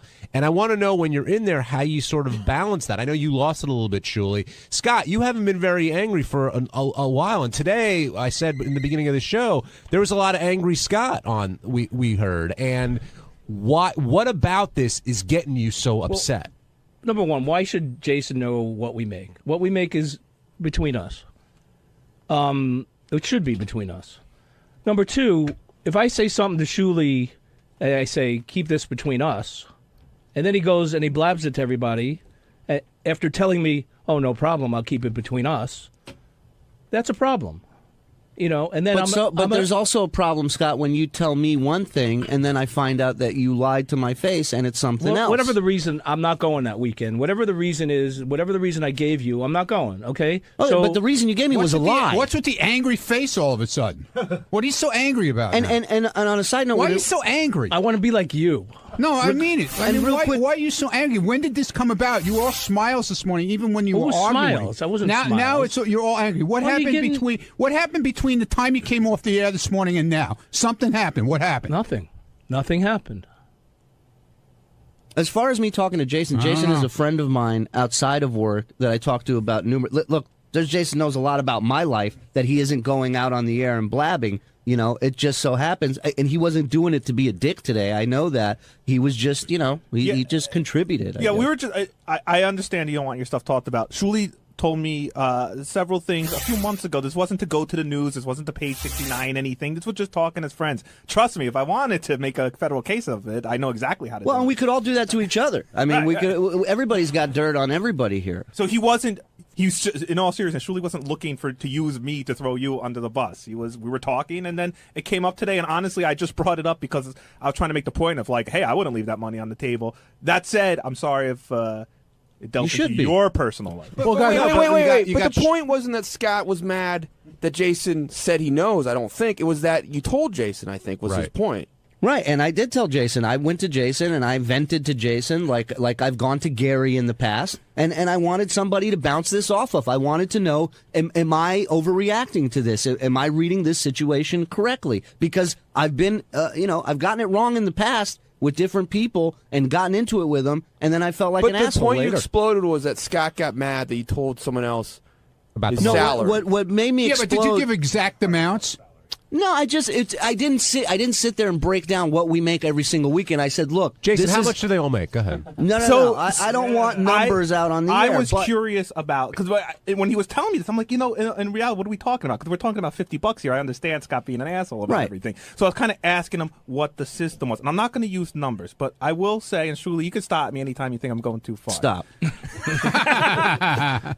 Ronnie and Scott get paid a flat appearance fee. Mm-hmm. Okay, a minimum that if they don't sell one ticket. Right, whether Shuli sells out the place or sells two tickets. Shuli, wait, hold on. No, I'm in the middle of something. Now, that's what I'm referring to. I know what their flat fee is, and that's all I'm referring to. Anything they make extra on top of that, God bless them. So, Shuli, if you do a show and Ronnie and Scott have a flat fee and you don't sell a ticket, who's paying that money? Well, my promoter, Clean Box, they're getting paid regardless. Right. I may not. That's right. I just wanted to point that out. Well, but in this case, Gary, hey, dude, you never heard me say boo about No. I'm just trying to. But in this case, you got Scott who lied about the reason he couldn't make it. You got Shuli who you can argue lied about not telling Scott that he told Jason. And if they both think that they're lying to each other and there's no trust there, that's what I'm talking about. And Ronnie, this is what I want you to comment on. The ball busting goes to a new level because suddenly it stops being ball busting and there's genuine anger floating around there. Well, I saw the anger at the end, pretty much at the end of the segment this morning, when Scott and Shuli really were going at it. Mm-hmm. Scott got all his hair up in the air about. Okay, is that a joke? About Shuli talking to Jason about it, about the amount that we make. Right. Hey, listen, I don't give a shit. You can tell him whatever you want. I don't care. That's everybody. I don't know why everything is so serious with Scott lately. Right. I got a question. I mean, we're in this thing. It started off as like a fun thing, It started off as a joke. Have a good time and go out there. The fans are loving it. I mean, you heard them yelling for block parties at AGT. Right. It's people are loving it, and So why do you think it's gotten so serious? There's a lot of turmoil. But why? How do you spell that? One word or two. Whatever, TURM or TERM, whatever. There's a lot of turmoil because I think Shuley is, he's getting a little fed up with Scott's shit. Hey, here's something I'm surprised at. Like, because Ronnie and Scott, I know sometimes you guys argue, but you seem very close to me as like one of the show couples in a way. They used to be. See, that's a misconception. But they used to be one of the show couples, and I think that there was a falling out. And while they're still friendly, they aren't what they once were. Would that be fair? Well, there was no falling out between me and him. Let's put it that way. Well, and I don't want to get into it. Okay, but it wasn't between me and him. We still get along. I still talk to him about things. He talks to me about things. Well, this is what I'm surprised about. I don't want him to go into the personal end of it. And that is what the problem is. There's a personal thing involved, but it's not between me and him. But what I'm surprised about is you were yelling that he's lying about the wedding. Do you know actually what the personal issue is? I have a feeling I know, but I'm not going to say it. I'm not even going to give my opinion on it because I don't want to start anything with him to get him into any kind of thing. So here's my quick question. I remember when I used to do personal appearances, I would always say to my wife, I'm blessed. It's free money. Somebody's willing to pay me to just show up. Right. And that's an amazing thing. So you're a stand-up comedian, but Ronnie and Scott are not performers. So I sort of have the same feeling. It's free money. It's money that sort of falls out of the sky that won't be there after the show ends. Why is it so hard then? Like, what is the difficulty with? Why isn't it easier? It started out being fun. Like, why isn't it just easy? Well, it's still fun for me. Well, I think that question's to you, Scott. No, it's fun. I mean, I think of you and I don't see fun. I enjoy doing the shows. I enjoy working with these. But do you enjoy them? Yeah, because in your face, you seem kind of tortured by it. It seems like that's the thing you should be saying. But do you enjoy them? I do. No, you sound like a hostage reading off of cue cards. I enjoy the show. I do. Look, I can. Here's the deal. So if I question like this whole my request to have extra leg room or an aisle seat, I think was totally blown out of proportion. I never said anything that I wouldn't pay if there's extra money. We got that. Let's go. But I want to go back. That's what I mean. They consider that. They consider that me being a fucking difficult person. I want to go back to the fun thing again, though, because like Ronnie will come off a weekend, and I'll go, Ronnie, how was your weekend? And he'll go, we had a blast. We were in Myrtle Beach, and we did this and we did that, and I could tell that Ronnie had fun. I've never heard you say to me, I was in Myrtle Beach this weekend and we had a blast. It just does. You don't tell Scott that doesn't story. walk into a room and go, "You'll never guess what I did." But no, I never hear you tell the story of the weekend, and you never said we had such a great time. Is it fun, Scott, or is it work for you now? Has it turned into that sort of thing? No, it's fun. It is fun. It's still fun. And whoopee. Look, John, I could interpret it's this not whole fun thing. I could interpret this whole thing, but I won't do it. I just can't. Thank you, Ron. Thank you for announcing that. I know what the. We'll interpret it then. I can't. In all fairness, I know. I too Scott, know what I can't do it. But I'm not going to say it. I know what Ronnie's thinking, and I can't tell you either. And everyone listening also knows what Ronnie is saying. I think I know what Gary's thinking. You're also assuming one thing, and it may not be the one thing that you're. All right, it may not be, but it is. All right, let's say it's not that one thing, but that one thing is definitely a part of this mix. Okay, putting that aside, what else is preventing you from enjoying yourself? He would enjoy himself if I could interpret it better. But I'm having a good time. Let me tell you, I enjoy doing it would these be a shows. whole different Scott the engineer. I have a good time doing these shows. See, what I think where a lot of the trip up is coming is that, I think you do have fun on the shows. I've never been on the shows, but I've seen the Howard TV specials. They look like fun. But part of your salary, and Ronnie's salary, quite frankly, is that Shuley is going to come back and report. I mean, that's part of the reason to have you. And you have to realize that that's part of your, of what he's paying you to be there for, to observe and come back. But what have they reported about Ronnie? I'm not. They have. Oh my God! Remember how upset Ronnie was? What was that one thing that wasn't there something a few months ago? We tricked him and took him into a gay bar. Right. Yeah. Well, Seattle. Did you see the picture? They put but did I cry about it? I had a good time. I still had fun. Howard TV somehow had a picture right away this morning of you freaked out. Jason's point is that nothing's free. Nothing's free. Freaked out, Nothing dude. is free. I wasn't freaked out. They scared the shit out of me. I was fast asleep and they jammed on the brakes. But they told me we were crashing into a fucking ravine. But Jason, your description of the block party is really the description of working on the show. Every one of us that comes here, part of our paycheck is knowing that nothing's sacred. Right. And that was my whole point in this show, which, look, this show started as a joke, like this comedy show. And after the fourth one, after Philly, I told Ronnie It's and I told over. Scott, It's it's over. over. It's done. This It's last over. show It's was done. the fucking most awful thing I've ever seen, and we're done. And then we did the show in Long Island. We sold a bunch of tickets. We sold the kicked place ass. out. Sal showed up, puked on the bar, and ended the show. And the rest is history. You know what then. the story of this whole story is? It's the movie The Producers. They wrote Springtime for Hitler. They thought everyone would hate it, and everyone People loves show it. up, yeah. Scott, Michigan, you're on the wrap-up show. Hey guys, big fan. I really think you should give Scott a dose of reality. You know, fire him from the show and make him go home to his wife and say, I got fired from the show. His wife will beat his ass. All right, independent of the bad Scott impression, has that come up? Have you guys discussed getting rid of Scott? I know JD draws really well, and maybe I know Jason's thrown his hat into the mix, and who knows, maybe others want to come along. Is this part of the equation, Shuli? As much nuttiness that comes from Scott and I working together, I'm not looking to fire Scott. We think Scott's going to quit. Well, can I give you my theory on this? Yeah. I'm not gonna My quit. theory on this is that if you guys weren't selling tickets, you'd cut Scott loose in a second. But the turmoil helps the Oh, it show. absolutely helps. And Is that so with a U or an E? Turmoil. no, but I think that all that's- of this that goes on that's part of helps, it. is part of the show. And I think that if you stop selling tickets, you'd be, what do I need this shit for? But right now, with Scott being who he is and selling tickets, it's still worth By doing. the way, But whose decision is it? What? Whose decision is the hiring? Julie and runs the firing? show. Is it clearly Julie's? I mean, yeah, I guess, But Gary, and no offense to Scott, if they did drop Scott and had JD or someone else from the show fill that role, I don't know if the sales would be comparable, greater than, lower than, but I think the block party could continue to roll well, on. I think they don't know either, and they're like, "Why screw with something that's working?" Right, like we have Ronnie and Scott, who are the bookends, and in the middle is three really funny national touring comics, and the people get not only a comedy show, but they get to see the people from the Stern Show as they are on the Stern Show themselves. Richard in Maine, you're on the wrap-up show.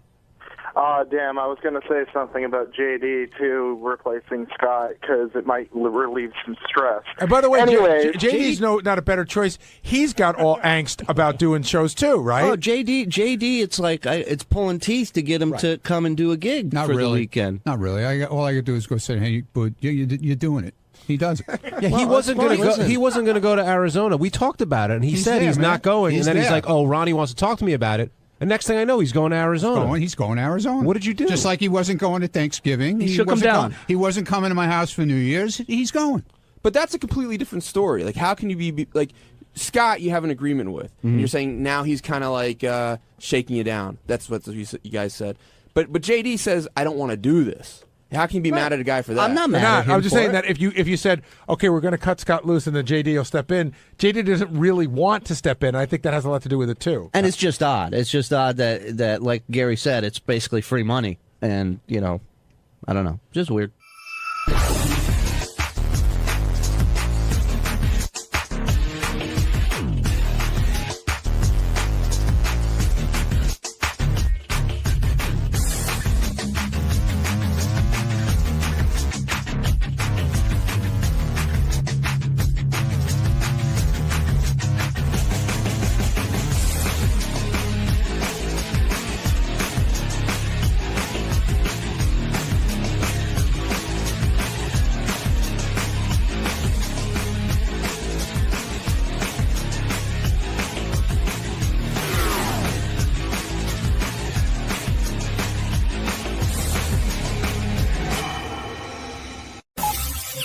This is the best of the wrap-up show. A recap and behind-the-scenes look with John High and Gary Dell'Abate. The best of the wrap-up show begins now. Hey, it's Gary Dell'Abate, Baba Booey. On Monday's wrap-up show, we talked to Ronnie because the ugly app guy was in again. Ronnie got very upset. He was very confrontational. He thinks there's a conspiracy against him. He thinks the guy personally attacked him. And then when Sal tried to calm Ronnie down, he smacked Sal's arm. So we're going to talk about what's going on with Ronnie.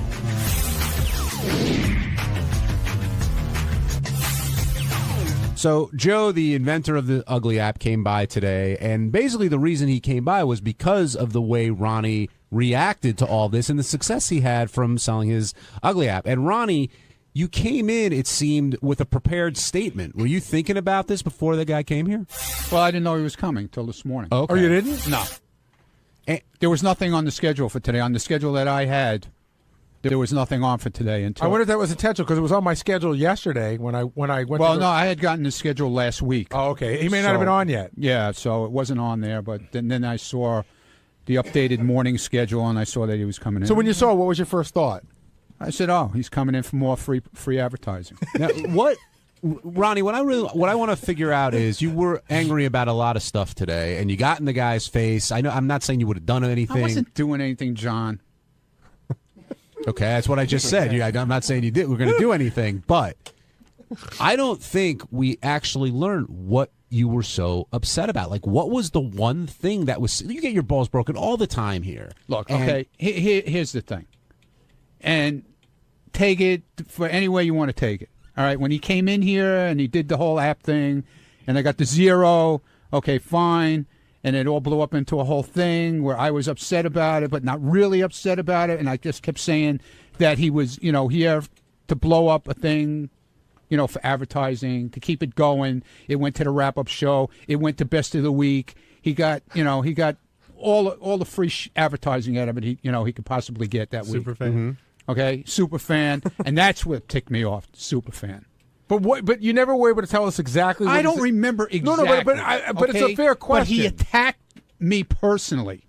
I don't care. You want to, you want to attack me. You're 0.0. You're ugly. I don't give a shit. I guess we're trying to figure out how he attacked you personally. Because if I heard that, I think he had to bring up things that that I do outside of here. It's none of his fucking business. I didn't bring up his wife, his kid, or anything like that, or what he does outside of here. You know what I'm saying? But was anything he said on Celebrity, on Superfan Roundtable, was anything he said based on any information he had outside of whatever he heard on the show?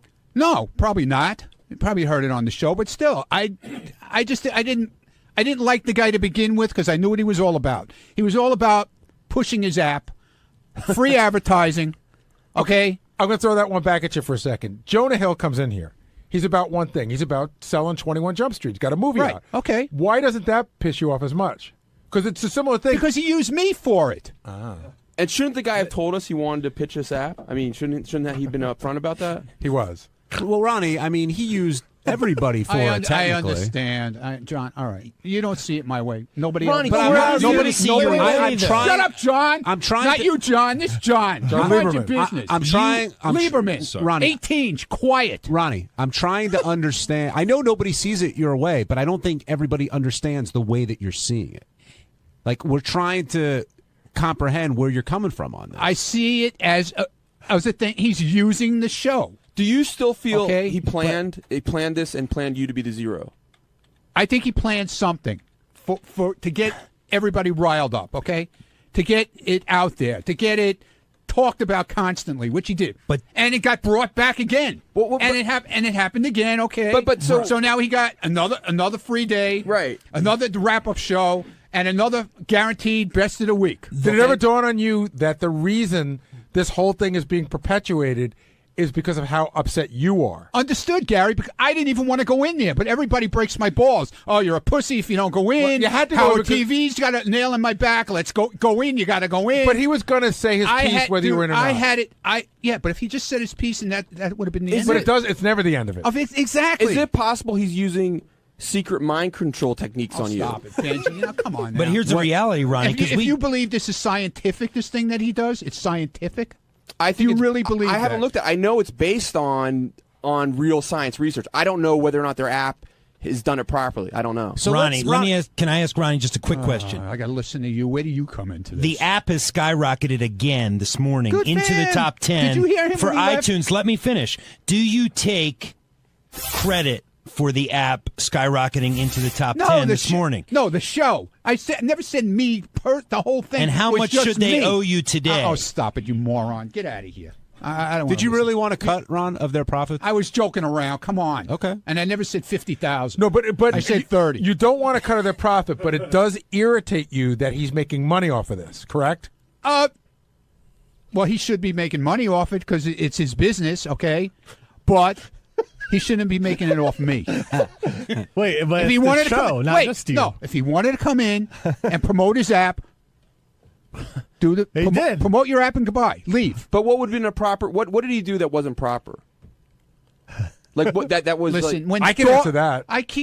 When I keep saying when dog shit gets a 2 and I get 0, there's something fucking wrong. Have I'm you sorry. seen the dog shit? I'm sorry. Shut up, Julie. Why do you? I think we've asked this question, but I just got to double check it. Why do you think he targeted you of all the people here? I have no idea because he knows people can turn my screws. Would you? And he knows I get on fire. Would you feel the same and way? Didn't it work? Did it work? But Ronnie, here's the thing. Proof. The thing that's blowing my mind is you know the whole thing. You can see the whole thing from A to B. Yet you're still getting worked up. Yeah, you like you saw the plan and it still didn't stop. Gary, I had no intention of going in it this morning. No, but I mean even before. None. What I'm saying is, I was willing to go in. I didn't even want to go in and do it the first time. So when you went in, why did you get so worked up? If you knew that I didn't get worked up the first day. No, today. Today? Yeah. Because I told you about the superfan thing. It's been on my mind.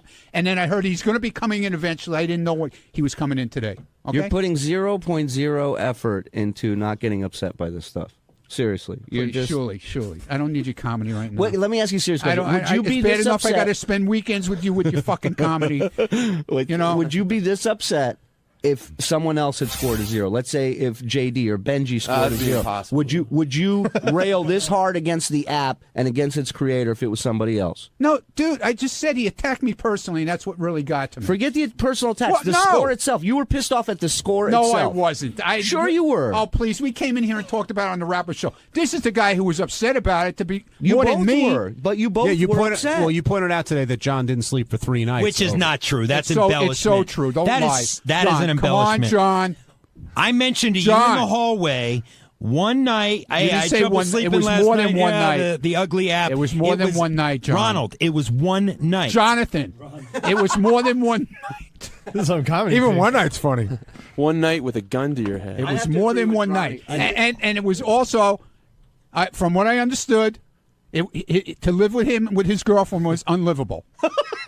He was like, he was out of his mind about this whole thing.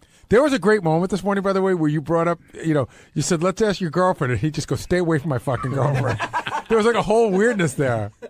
No, there's no weirdness there. Ronnie, why don't you do the app again?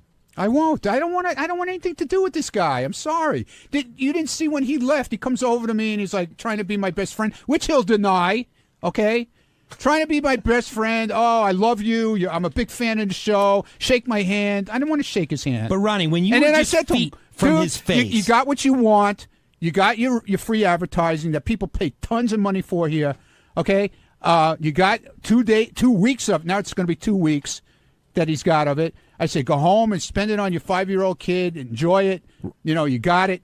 You're going to make tons of more money after today. And sure enough, I guarantee, right? It's on fire, right? It is. Right or wrong? I just talked to him. It's on fire. Let me ask you a quick question. Okay. Yeah, You were I literally rest my you were case. literally 3 feet from the guy's face, and you couldn't hear this on the radio, but you pushed Sal. That's how angry you were when you were in there. No, no, dude. Sal was trying to No, restrain Sal grabbed you. me by my jacket. Don't grab me by my jacket. Wait, hold on. Hold on, By guys. my jacket. Guys, hold on. Let's take a step back. He grabbed me. I wasn't going to do anything Ronnie, to him. he didn't know that. Though. He didn't know. Who's Sal? What's he doing in there? Everyone was so around No, you. nobody belongs in there.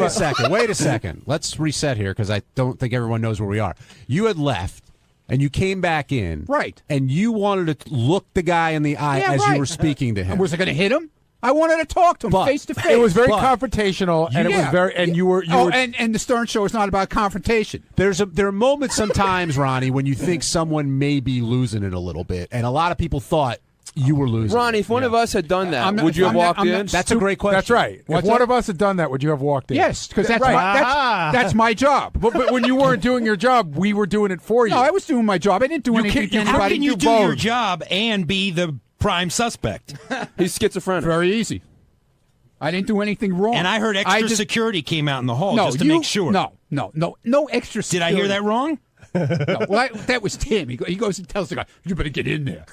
So I'm not wrong that extra security was present. No, he wasn't in the studio. No, I didn't say. I said outside the studio. Outside the studio. Just in case. I was already out, though. I was already out by the time. But you by the were- time Tim said, oh, you better go in there. But Ronnie, you weren't mad. I mean, you were mad at the guy, but your real I don't anger. like the guy. I understand that, but your real anger at that point was focused on Sal, not on the guy. Correct? Yeah, I was because he's grabbing me, but he's grabbing me by the back of my jacket like this. No, don't grab me like that. Here's what I will tell you. If I would have hit somebody, then I could say, okay, great, grab me. If you hit somebody, it's too late. Here's what I will say. Stop it. I So wasn't here's what I'll say. guy. I know, Ronnie, I've known you for a long, long time, and there was like a 4 or 5 second period there where I wasn't positive, and I came in, of course, to make sure, try to do my best, but also for you. I was afraid that you might do something that you would regret, and I didn't want to see you do that. And so I think Sal was doing the same thing. But it's funny. I think if I'd have grabbed your jacket, you wouldn't have reacted like that. But there's something about Sal doing it that pisses you off. Yeah, because Sal was putting signs on my back the whole morning, too. Okay. You know what I'm saying? So when somebody grabs you like that, you think he's, fucking with you also. You are without a doubt. Especially Sal. You are without a doubt the only head of security who's had security called on him. So you should How do be you proud know of yourself. that? How do you know that? Here, I know that. That's for sure. Yeah, how do you know that? No one's reacted like you reacted. No, how do you Why know? do you need to get in the guy's face? First of all, why? I wasn't in it. I was in front of him. I wanted to look at him face to face. Your spit hit him in the face, he said at one point. Oh, good. I'm You glad. went in to intimidate him. I said on the news it was a lot like. Gary, it was a lot like Robert De Niro in Meet the Parents. When I thought you were going to grab his hands to see if he was lying. No, when I was standing at the podium all the way on the other side of the room, he was a real, running his mouth about everything. Okay, and I just wanted to be up front and see what he had to say. Okay, you don't think he could see you across the room? You couldn't hear it from across the room? No, I couldn't see him from across the room. I wanted to be face to face, close to him. Was it awkward after the interview was over when he had to you had to walk him out, basically? Yeah, I walked him out. I walked him out, and I was fine. I did my job. Did he offer you a free download? And then he said to me, it's all about business, blah blah blah. I said, yeah. I said, enjoy it, man. You're going to blow up again today. Enjoy it. Take the money and spend it on your 5-year-old and your wife. Sal's now joining us. Sal, we heard Ronnie said that he wasn't angry about the zero. He wasn't angry with this guy. He was pissed at you because you grabbed him. I didn't grab him. What happened? You did grab him. You put your hand up. I put my hand up, and I created somewhat of a barricade with my arm. Because, like I just did now. That's exactly what I did. Right. I didn't do anything. You're a little more But okay, but hold on. Let's before we go, stop, Sal. And you grabbed my jacket. I might have, I think, when you were leaning in. Ronnie almost it was like, when an old lady's falling out of a subway car, and you have to hold her up. Yeah, okay. When he was yelling, he was leaning in, and it looked like he was ready to fall over. like his pacemaker was going to give out any second. Sal. He's like, and I just put my arm up like, old grandpa's going to fall down. And then when he grabbed my arm, I actually thought he was grabbing it to hold himself up because I thought he was going to just fall or faint from yelling so much. Now, Sal, kidding aside. I'm not kidding. No, he's not kidding. All right. Of course he's not kidding. You have an objective point of view when it comes to this. Did you think this was what it happens to everybody? Did you think this was a moment where Ronnie really could have been losing it in anger? He lost it. He definitely lost it. And I know the feeling like when Ronnie stormed away, like the one time I was going to fuck the guy in the eye socket, and I backed out of it. And everybody else. It's like he says that like we all remember, and I remember. I do remember, but I forgot. Yeah, I was going to fuck a guy in his eye socket, and then I backed out, and then I kind of got beat up, and I left. That was the day I left. I went downstairs. I had to get some air. I walked around the building. I didn't leave. Well, no, you left. You left the compound. No, I walked out of the compound because they were following me around with a live You might camera. not have gone as far as me, but I just walked out the door so they couldn't follow me into the hall because I didn't want to. I wasn't in the mood for the live camera. Chris had a live camera on me. Right, and I get it, and it sucks. But I think Ronnie overreacted. Why? What possessed you to sort of make that barricade, like you said? What were you thinking? The way Ronnie was yelling, the way he got worked up, he wasn't seeing straight. I'm not. I mean, and stop it. I mean, aside from your bifocals, he probably was see straight I don't have anyway. bifocals, okay. Trifocals, whatever they are. I don't have trifocals. He was angry, and I could see the look.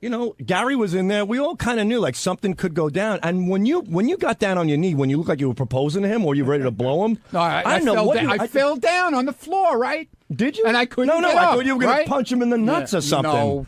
Yeah, because I don't know, because maybe he's used to punching people in the nuts. That's the level of his face. Right. Sal, were you fucking with Ronnie today? Ronnie said you were putting notes on him and stuff? No. When he was watching the monitor of the guy making fun of him today, I went over and I tapped him. I go, hey, say to the guy that he sounds like China. And Well, I went, he did. Pat. I pat him on the back, and I left a 0 sign on his back. So you left notes on him? On Ronnie, yeah. And Sal, what was Ronnie's? And he did it last time also. What was Ronnie's reaction when he was watching it? Was he getting all heated up? No, he was like cool Ronnie. You know, he had his hands crossed in front of him. He was just watching intently. You know, like a pit bull. You know, he was like in pit bull mode. You know, like this guy's not going to pull one over on me. And then he just walked in the studio and he crumbled. He I just didn't crumble. Totally. Oh God, it was pathetic. Hello, Ralph Sorella. Hello, John I didn't Hines. crumble. I have a theory. What is your theory? I believe that Ronnie is secretly in cahoots with this ugly app guy. Oh yeah, okay. Because I get checks every week from the guy, Ralph. I think Ronnie's too smart to be doing this because he's the only thing keeping this app going. It would have been dead a long Ralph, time ago. I had no intentions of going in there. They busted my balls to go until I went in. Don't you understand? I said, you can ask anybody around here. I said this morning when I saw the guy was coming in, I'm not giving this guy any airtime. I'm not going in there. I'm not saying anything. And Howard started with, I'm a pussy, and this one is, I'm a pussy. But why couldn't why couldn't you go in and keep your cool? Yeah. Because, I don't know. I just lost it. Couldn't you just go Because in? I remember what, I don't remember playing everything into he it. said on the fucking, Superfan Roundtable. But What whatever. did he say that was so bad? I don't remember, dude. I just don't remember. He just attacked me personally more than about the app. Okay, say I'm ugly, say I'm 0.0, fine. There's no reason to go after me personally, okay? I didn't go after him personally. All I said was I thought his app was shit, and that was it, That was as far as it went. I didn't start attacking him personally. But there was no reason for it. You just said you don't even remember what it was. How can you? I don't remember exactly, but I had listened to the show. It was a replay of the show the next day. I heard the replay the next day. But you were carrying anger for something you couldn't remember. Okay, so I didn't write it down. Maybe I should have wrote down what he said. Okay, senility's kicking in. I didn't think the guy was coming back. Was it some specific comments or like an overall tone? No, it was everything. His tone, the way he talked about me, like I was some piece of shit, garbage. I just didn't dig it. I'm sorry. There's no reason for him. But why do you care so much about what this guy thinks? Yeah. I don't know, man. It just got to me, all right? It got to me. I admit it. But It got to me. The guy's happy. He got to me. He got what he wanted out of it. So all he said God was bless him and enjoy your money. All he as said long was- as it lasts, okay? But Hey, Roddy? Yeah. Roddy, do you think you could start hating Champion Magazine for the iPad? We're doing a feature on you, Roddy, talking about personally we're attacking you. Only if that hot girl comes and attacks me. Oh man, I don't know. You do seem genuinely upset, but really, who cares? It's a stupid app. I know it's stupid. I don't care about the app. I just care about the way he attacked me. All right, thanks, Ralphie. What did you mean when you said the guy should have had Gary as a 0? A couple of times you mentioned that Gary should have been the No, I 0. didn't. When did I say that? I said Gary should have been the 0. No, you said when you were asked, No. He said why he wouldn't do Gary. Yeah, why? You're saying he could have targeted me, or we were saying why did he pick you? Why did he not pick me or Benji? Because I said that it would be said, and that would be the end of it, and he wouldn't have got what he got out of it. You think it would have because You I would- would have let it roll off my back? Yeah, exactly. Because that's you're the producer of the show. You're the guy who basically brought the guest in, so you would have let it roll off your back more than I would. I don't think whether I brought him in or not has anything to do with it. Again, I don't want to ruin the bit, but the absurdity that you take it serious that you're a 0.0. I don't take it serious. Because it's so absurd. I don't take it serious. Ronnie, you're on the verge of a heart attack on your knees at his crotch today. You took it serious. At him. At him, not at his app. At him personally. Ronnie, at him the attack. app. Because every time I walked, even today, every time I walked out of the room, he had stupid comments about me personally, not about the app. Okay? I understand. Not about the ugly app. Not about me being ugly. It Or was 0. more about all other shit about me. Why did you rip up a shirt that said 0.0 at the block party? That was a joke. Come on. Well, Now- Ronnie, I understand that the guy gets under your skin, but I don't. Hogan. But I think you're being disingenuous saying that you're not bothered by the score. I'm not. Not like I said, not when a piece of shit scores a 2. It just goes to prove that the app is a fucking piece of shit. Does anybody attack the science of it? If you weren't upset about it, you started attacking the science and things like that. I'm with you, What John. science? I'm saying that you are upset by the 0.0. If not, why would you spend so much time God, attacking please. how the app's made? John, are you upset with the 18? Yes. Sure. Let me. Sure, but I wasn't happy with the 18. But you also understand that. But 18 is. I would be more upset if I were John. Because 18's is worse than 0. Well, it's a number, right? 0 because 0's an aberration. But 18's a number. It's clear, exactly. It's clear that 0 was a technical problem with the app. 18 is an actual ugly score. Gary, you think Ronnie's upset about the 0? He is. I don't think it's the only reason, but I think he's not being completely truthful. That day, I think he's upset, and he just took it really hard. Do you think this guy is condescending toward you? Is that the main problem you have? Okay. Because on the Superfan Roundtable, on Superfan, and every time I walked out of the room today, the same thing. He was very condescending. On Superfan, he said you had a huge ego. Right. He said that you like to hang out with strippers and at strip clubs. That's not his business. Right, but he's not the first person to have ever said that. Understood, but you combine it all together with all of this shit. With the 0.0. Oh, God, John. All right, we got to wrap up. I'm not the one who didn't sleep for 3 nights, John. You know, the 18s and the 0s should work together. Hey, what's up? This is Jason, and on Tuesday's wrap-up show was a geek fight. I let it all hang out about my hatred of What's Worth Watching and how I wish John didn't do it. Then Ralph called in to set the story straight about his diva-like attitude, or not diva-like attitude, on the set of Geek Time. Check it out.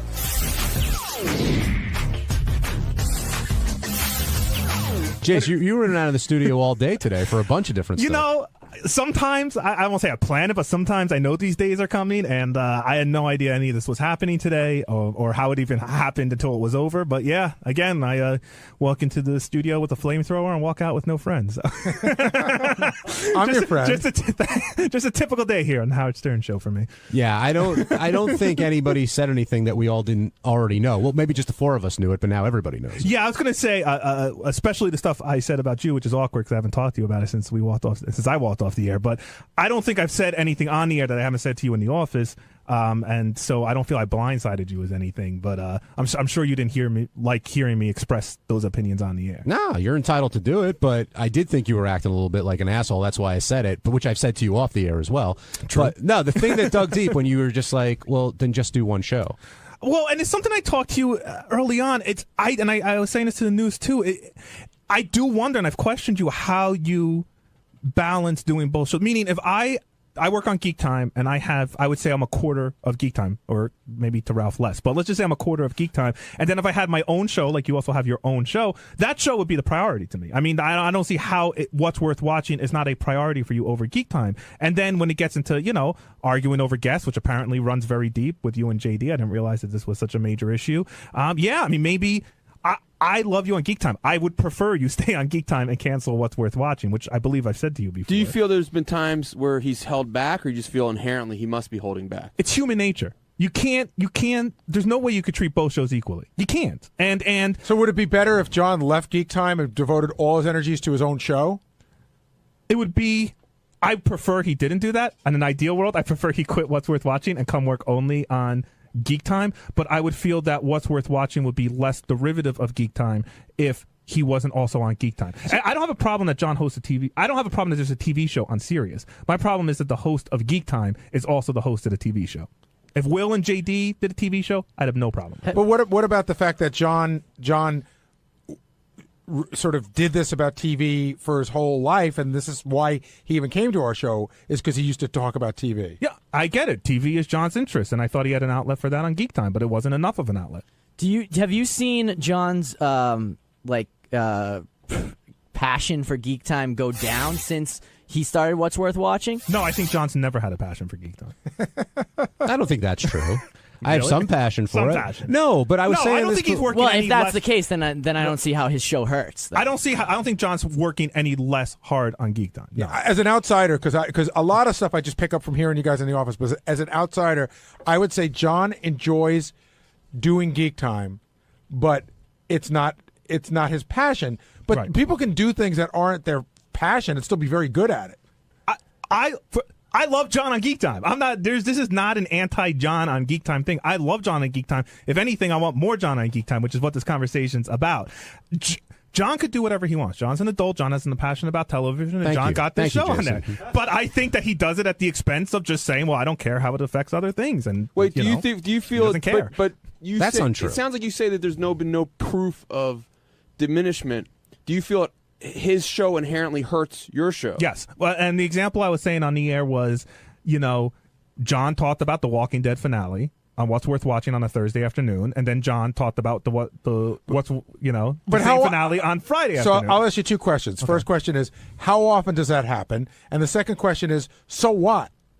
Like, in other words, do you think that everybody that's listening to What's Worth Watching is listening to Geek Time? I'll emphasize the second question. So what? I mean, I'm having a conversation with Jenny and JD and Steve, and then the next time I'm having a conversation with Ralph and a guest and you, and a little bit of Steve, to Steve's credit. But, like, who cares? Although we do pride ourselves on never repeating a topic here. I will tell you the so what, and you can listen. I could be wrong, and everyone could disagree with me. But the so what is that you're the same guy, and I like to think that people who are fans of Geek Time and are fans of you are saying, "Hey, I can't wait to hear what John has to say about TV on Geek Time. I can't wait to hear his opinion on stuff." That's one of the big things about having you on Geek Time, is that you're Mr. TV. So if you're doing all that the day before, it takes away from Geek Time. One of the things that we said about Geek Time is that it's Ralph's show.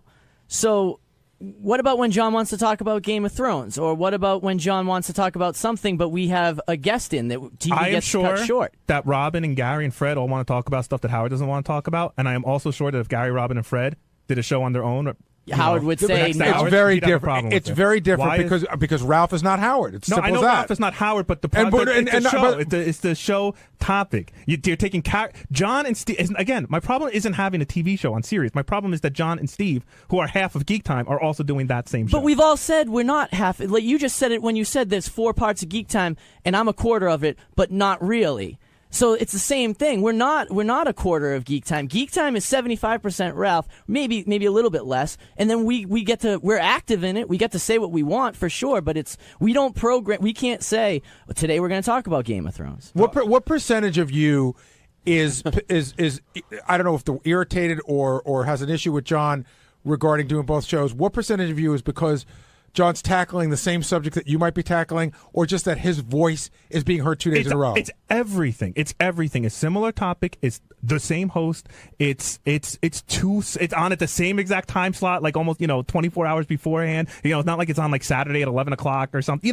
It's just too much of the same. And John, I know you hate when I say this, but it is grounded in truth. John is on a lot of radio shows here at Sirius, and the more he spreads himself out, the less special he becomes, the less special his segment on Geek Time becomes, and that's just the way I see it. And if I'm wrong, I'm wrong, but I don't think you guys are going to change my mind. But is it his segment on Geek Time, or is John the host of Geek Time? He's the co-host of Geek Time with an emphasis on his TV and movie section. Okay. Well, I mean, I think I know where we need to go from here. Hello, Ralph Sorella. Hey now. Hey now. Hey now.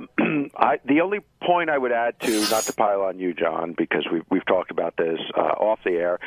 The only thing I would add to what Jason's saying is the show is just kind of similar in nature, where you're not doing a TV show where you're doing the top 10 TV shows of the week. You're doing a show that is also just kind of similar to what the makeup of the show is. And it's like, if Howard has William Shatner on, it's going to be very different than when he's on Geek Time, but it's not going to be very different if he's on What's Worth Watching. So there's a distinction there, and I just think it waters it down. And all that being said, I'm not going to worry about it. We've talked about it. It's we know how everybody feels about it. I'm not upset about it. It doesn't ruin Geek Time. I mean, but the show is precious to me, and I just care about every element of it and things around it. So it's not it's not crazy to think that. John, you know what I'm saying. I understand how both you and Jason feel, and I completely disagree with it. I mean, I really do. Maybe I'm not seeing it with objective eyes because I'm discussing myself, but ultimately the conversations I have on one show are not the same as the other because the people who are there are completely different, and frankly, the focus is different. On Geek Time, we talk about geeky shows. I mean, that's the whole idea. On What's Worth, we talk about all kinds of TV shows, and I could talk about TV, all day, according to Jason. We talked about that very geeky show, Justified, this week. Well, that's Ralph. Believe me, we can get into this if you want. How we had somebody from 90210 on Geek Time, but I mean, it's but ultimately, Geek Time is your, and this is where I think Jason is a bone of contention. Geek Time is your vision. I've never pretended otherwise, and you've asked me. You said you want me to contribute more and be more of that, but I've surrendered to the fact it's your vision. I'm totally okay with that. But I think that I don't think Jason feels that way, and I don't know about Steve. I can't speak for him. No, I'm more like John. I say, yeah, it's your show. I like working on it, and I like being able to be on John's show as well. I won't get into the semantics of it. Jason is very important to me and very important to the show. And when I was putting the show together, the first person I thought to produce this was Jason, and for a variety of reasons. So I'm not going to go back on that, or I was just taking. I was first of all, I agree with what John and Steve just said, and I'm not saying that it's not Ralph's show. Ralph is the runner of that show. He is the showrunner, as you will say. Somebody has to be in charge, and he is the one that got this show moving and got it improved by Tim. And really, and Gary, I was just telling you this in the office. I'm not just making this up on the air. It's really most fully responsible for the way it sounds and the way it's segmented, and it's one of the things I'm most proud of Geek Time. I think it sounds different than every other show on Sirius and on Howard's channels. Except for What's Worth Watching. Except for What's Worth Watching, which is a little derivative. And it's not derivative at all. I'm making a joke off of Ralph. Well, but it is funny that it is funny. Listen, before you asked John to be part of Geek Time, John was doing a lot of shows. So if you're going out of your way to make a show sound different, it's interesting that you would ask John to be part of it. You're right. Well, part of the reason for the show was, I wanted somebody to co-host with me, somebody to talk to, and John and I were just having a lot of conversations on the phone, and I said, well, this should be, you should co-host this. We should just be talking about this stuff, and that was a big part of it. So and John at that time was not hosting a lot of shows, And John, and that's something that we all talked about, and Ralph specifically in the beginning, is not bringing, I know you had intimated it'd be cool if I could do a tech segment sometime on Geek Time, and the answer wasn't no, because we don't think you're good at doing tech segments, but we were really trying to divorce ourselves. Right. Well, that's part of it. That's part of it.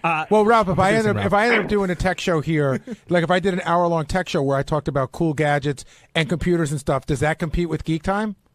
It competes with my secret show. Does that compete with Geek Time? I don't know. You'd have to put the show. You'd have to put the show together. You'd have to put it on. I'd have to hear it sounds like. It could. I don't know. Because that's a distinct possibility. I would say, to me personally. Well, of course, because now everybody's doing shows. except again, you get. I'm not looking for confrontation, but you get into this whole thing. I went to Tim way before Geek Time, and we talked about doing a gadget show for the news. So it's none of these are crazy radical ideas. It's not like you invented the wheel, but I give you credit. You brought the show and you pulled it together. That's the hard part. Yeah. And again, it's not the tech show or it's not the TV show. It's the fact that the crew from Geek Time is also working on the television show, which I feel is very similar. I'm working on John's show and on Geek Time, and I think Jason and Ralph would like it if I was strictly Geek Time. But hold on. There's a person here that pays me, and the person here that pays me says, we have so much time on these channels. We need stuff that needs to be filled up, and any ideas you guys got, give them to me. Let's do this. You need to pull your weight, and I'm working on John's show that I like, and if I'm not, then there's more time, and I don't think Tim's just going to say, oh, Steve works for Geek Time. He's given X amount of hours for that show, and that's great. And let's leave him alone because he's got Geek Time. Mark in Albany, you're on Wrap Up. I'm usually not a big fan of Jason. I don't think he really has a voice for radio. However, I really got to hand it to him because for stepping out there this morning and telling the truth. I listen to the show every week.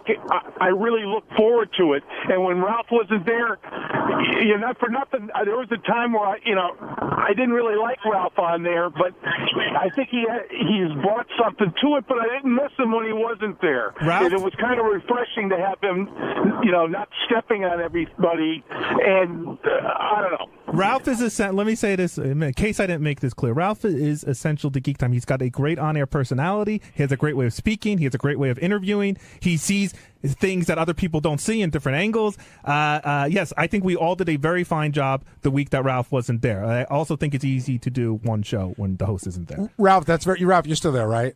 Yes. It's very Larry Sanders. Does it make you crazy that you have to go do work, but does part of you looking over your shoulder going, God, they're doing the show without me? Oh, I was so bummed out. I mean, Morgan Spurlock was on, who I really wanted to talk to about this Comic-Con movie he did. So, yeah, of course. I mean, it's my baby. Of course I wanted to be there. But, it was very last minute. Something came up with Howard, and that's my first deal. Take care, Howard. Don in Baltimore, you're on the wrap-up show. I do want to, before you get to Don, well, let Don go, but John, there's something I want to correct about that coffee story. And, okay. Then we'll get back to that. Yeah, Don, real quick. That's all right. Hey, Ralph, I wanted to say I couldn't stand you until you got on the wrap-up show. I love the way you interview. I think you and John complement each other, and I think you guys ought to have a show of guests that won't do Howard. I think you ought to do another show. I think we do. I think we do. We had Dexter on and somebody else. I think Shane from Walking Dead. Yeah, I don't think there's a guest that won't do Howard. I think there's a guest that can't get on Howard. Ralph, what do you want to say about the coffee? That morning, I don't know exactly what it was, but I know I got mad because I just wanted coffee, and it was in the middle of, right before the show. There was everybody was spread thin there. There was the printer wasn't working, didn't have notes, there were tech issues, and again, doing that show is a big deal. We're live from Comic-Con, and I didn't yell at anybody. I like Jason said, I think I threw my headphones. I don't even remember it. I just remember oh fuck, I don't know if it was no coffee or cold coffee or whatever. You were definitely mad and frustrated, but everything you said leading up to that is true, which is probably why a year later the story came out, because no one came back from Comic-Con going, "Oh my God, we had this great Ralph losing his shit story." I don't even know where it came from. This morning. It's fun to take a microcosm and say this little thing and then blow it out, but it's not like the old days where how many people quit over Robin, and she made interns cry, and I think Fred had some issues with interns yelling at people to get food and stuff like that. I mean, there's none of that going on. Those are just crazy people. The best thing I can say about Ralph is he's never taken a little microcosm and brought it up on the air to blow it up. That's what I love about him. On Wednesday's wrap-up show, we talked about Triple X Factor and the controversial winner with Howard casting the tie-breaking vote. And somehow that drifted into a conversation about Richard Christie saying he'd be willing to blow Ronnie Munn for $1 million tax-free. And Ronnie, of course, would be willing to contribute as well if he got $1 million as well. And, well, the fun just started there.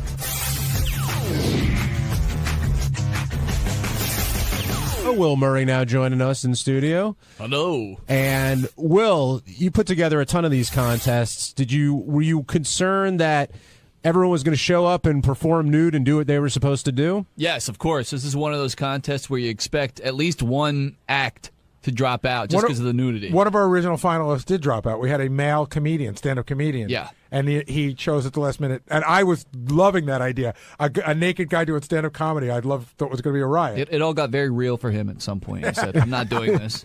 And whereas the other contestants, it didn't seem real at all. And when they were all talented in their own way. And I thought the first contestant, the burper, got sort of a short shrift from you guys. I thought she did a pretty good job. She was good.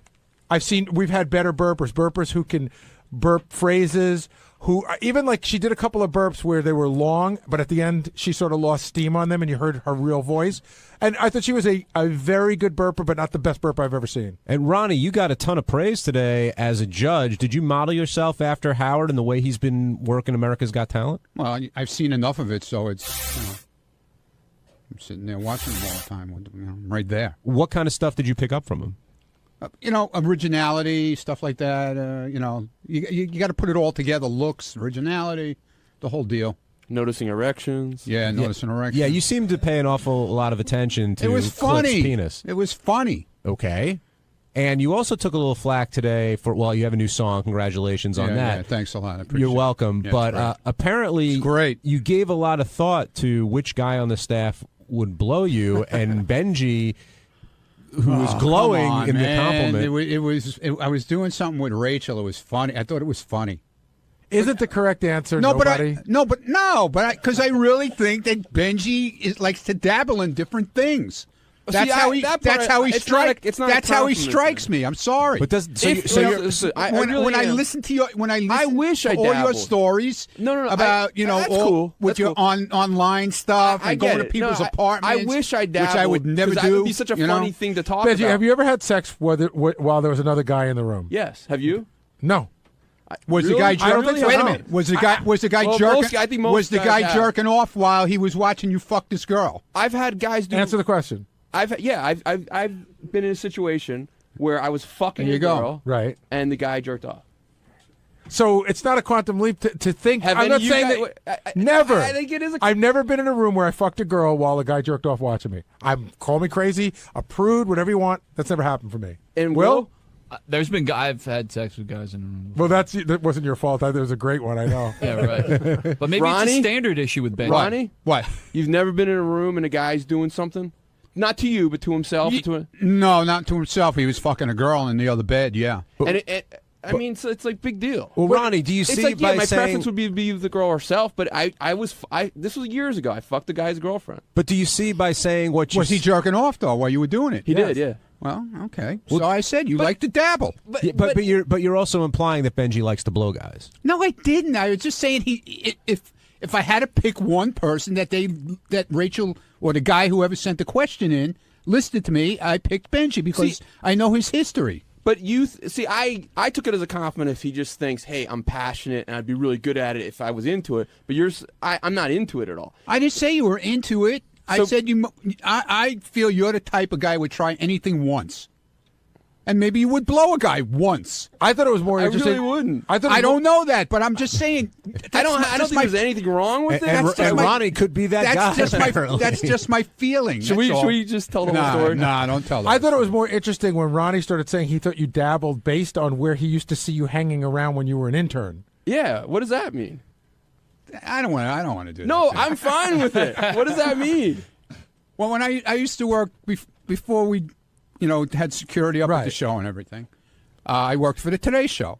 So I used to have to go downtown to pick up people at their apartments or at hotels downtown or whatever. And every once in a while, I would see Benji hanging out on Lexington Avenue in the 20s. At what hour? Wait, that's the gay street in New York. No, it's not the gay street. It's where all the hookers were hanging out. I lived there. But you were with them. No, I wasn't. Oh, you were. Come on now. I remember telling a story on the air about it. I might have interviewed them and might have talked to them, but I wasn't with them. How am I with them on the street? It was 5 in the morning, 6 in the morning, and you were there out in the street with them, walking around with them. I don't know what you were doing. Maybe you were interviewing, but as far as I knew, you were with them. Benji, I mean, you've told the stories that are funny and interesting. Like, I didn't hire hookers off the street. I never have in my life. Never said you hired them. I said you were hanging around with them. Okay, let's say there's a difference. Have you ever fucked a hooker in exchange for sweeping up where she works? Not sweeping. What'd you do? This was again some light years housekeeping. ago. Years ago. This was not this decade. It wasn't this century. Okay, it was another century. I brought a pizza in exchange. Hand job. But that was a century ago. But see, that's not even true because Benji John, told me. Do I know what I'm talking about with him? Ronnie, I never But how doubt does you. that? Okay, Ronnie, have you ever been with a girl? I've been with a lot of girls. So you must be into giving blowjobs. What are you talking about? Again, that's just an odd deflection. Yeah, I don't know where you're going with Where that. are you guys going? Because I don't know where we're going. I want to get it back being to a girl equate to giving blowjobs. I'm not. See, you're missing the point. I'm just saying that you're the type of guy I feel would dabble in anything to try it once. Well, I shouldn't That's be. all I'm you know what? saying. I think you're being sincere, so I shouldn't be upset at you about it. I'm not trying to be nasty. I'm just. And I'm not even saying that. I'm just pointing out that you definitely have had a fairly liberal sexual background. I have, but I'm not saying whether you would blow a guy. I don't. You know what? If again, I never have, and it's not my thing. I'm not into it. But should I say good for you, or is that wrong? I don't get it. All right, let's move on. Could be Ronnie. Well, could I just finish one little thought? Because I had said Richard Christie might also be a possibility. Please clarify. So that. when I went into, I had to record something in his room before, and he said to me very seriously that if Noel Biederman offered him $1 million, he would blow me. What's in it for you, Steve? Can you get Richard down here? Well, I need $1 million also. I said. I think Noel would go. I think Noel would do that. Absolutely, no doubt in $2 my million. mind. That would be. Well, wait. Again, if you're talking $1 million, like after taxes, and I think most guys. Now you're blowing Ronnie. And I can do it better than Richard too. Eric in Seattle, you're on the wrap-up show. Hey, Ronnie's sounding a little bit more humble now that he got his zero. And then I wanted to know if Ronnie's zero has anything to do with him starting to fantasize about guys blowing it. No. not at all. Well, there's an answer for you. I don't know. Do you guys think Ronnie seems more humble after getting a 0 on that ugly meter app? I think Ronnie has made a concerted effort to stay a little calmer since Monday, when he completely lost his shit. Do you feel like you overreacted on Monday? No. Why not? I don't know. I didn't do anything bad. I didn't say you were bad. I just said lost my shit. That's Right. all.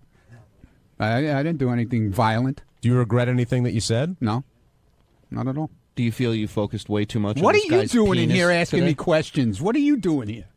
Does what are you anybody- doing here? Does anybody else feel that Ronnie focused a little too much on that guy? Oh, Cliff's penis? stop it now! Come on, it was funny. I even got a compliment from Jason today. The old Ronnie is back. You were great. It was wrong. You were funny. I'm not asking you. I don't even know why you're here. Are you mad at Shuli? No, I got to spend the whole weekend with him. How can I be mad at him? Randy in Atlanta, you're on the wrap-up show. Yeah, I wanted to ask you guys, not Ronnie, because he's going to have a biased opinion, but did he look at the naked chicks as much as he did that guy's dick and black balls? Thank you. Yeah, I did. I had plenty to say to the girl from the band. Yeah, I didn't ask she was, you, Ronnie. I she asked was the other guys in the adorable. studio. She had dimples on her ass, which were really cute. She had great eyes. I mean, I said all of that. All right, Well, Ronnie that's said. great, but- Ronnie says yes. Will, Gary, Benji, you guys were in there. Did you notice? I thought he was looking a lot more at the guy. than Oh, the girl. Will, I knew you would say that. I'm just saying. You love to break balls. I think it was the funny thing in that situation to talk about. Right. Richard just walked in. Richard, we heard that you might be willing to blow Ronnie for the right amount of money. Is that true? Oh, yeah, for $1 million. Well, $1 million after taxes, so probably tax-free, man. Tax-free. Yeah, like maybe $1.5 million. All right, but with the condom, Ronnie would have to wear. Oh, a condom. yeah, without a doubt. Yeah, like that changes everything. And Ronnie, It you does. get nothing for No. Ronnie gets a blowjob. No, I get the same thing. It doesn't happen. Well, Richard, let's break it down for a second. It sounds funny to say this here. It's $1.5 million. $1 million is a lot of money, right? But you'll be on video, right? That'll be up on the internet forever. And once you've blown a guy, right, you can never say, I just did it for $1 million. That's what I'm doing it for. I'm not doing it for pleasure. I licked Sal's balls for $5,000. How much different is this? It's a good raise. But and you think that your wife would be cool with that? Absolutely. If we had $1 million and moved, could afford a nice place in New York City, it would be worth sucking Ronnie's old cock for 5 minutes. I think it's a lot like Indecent Proposal, where it seems like a really good idea now, and like in 6 months, Richard and his wife are laying in bed. And she goes, "I can't believe you sucked that guy's dick." And you're gonna have to suck his cock like 10 times for a decent place in New York. Hey, Ronnie, you're okay with this? Hell yeah. Does it? Wait. Does Whoa! Stop the clock. No, seriously, you would do, for $1.5 million, you would let him do it? Yeah, why not? Wait. Does Ronnie get? Wait a second. Whoa. So what? You get the blowjob out of it? Yeah, I get the blue. Yeah, but I get $1.5 million also. Okay. Right. Okay. A serious question. Can you get a hard on if he's blowing That's you? what I was going to ask. I don't know. Can you get a hard on normally? Get the fuck out of here. Would you run your hands through his head while he's down there? No, I would hold his head. And would you let me put does this have to be till completion? I'm assuming. Of course. For that kind of money? Yeah.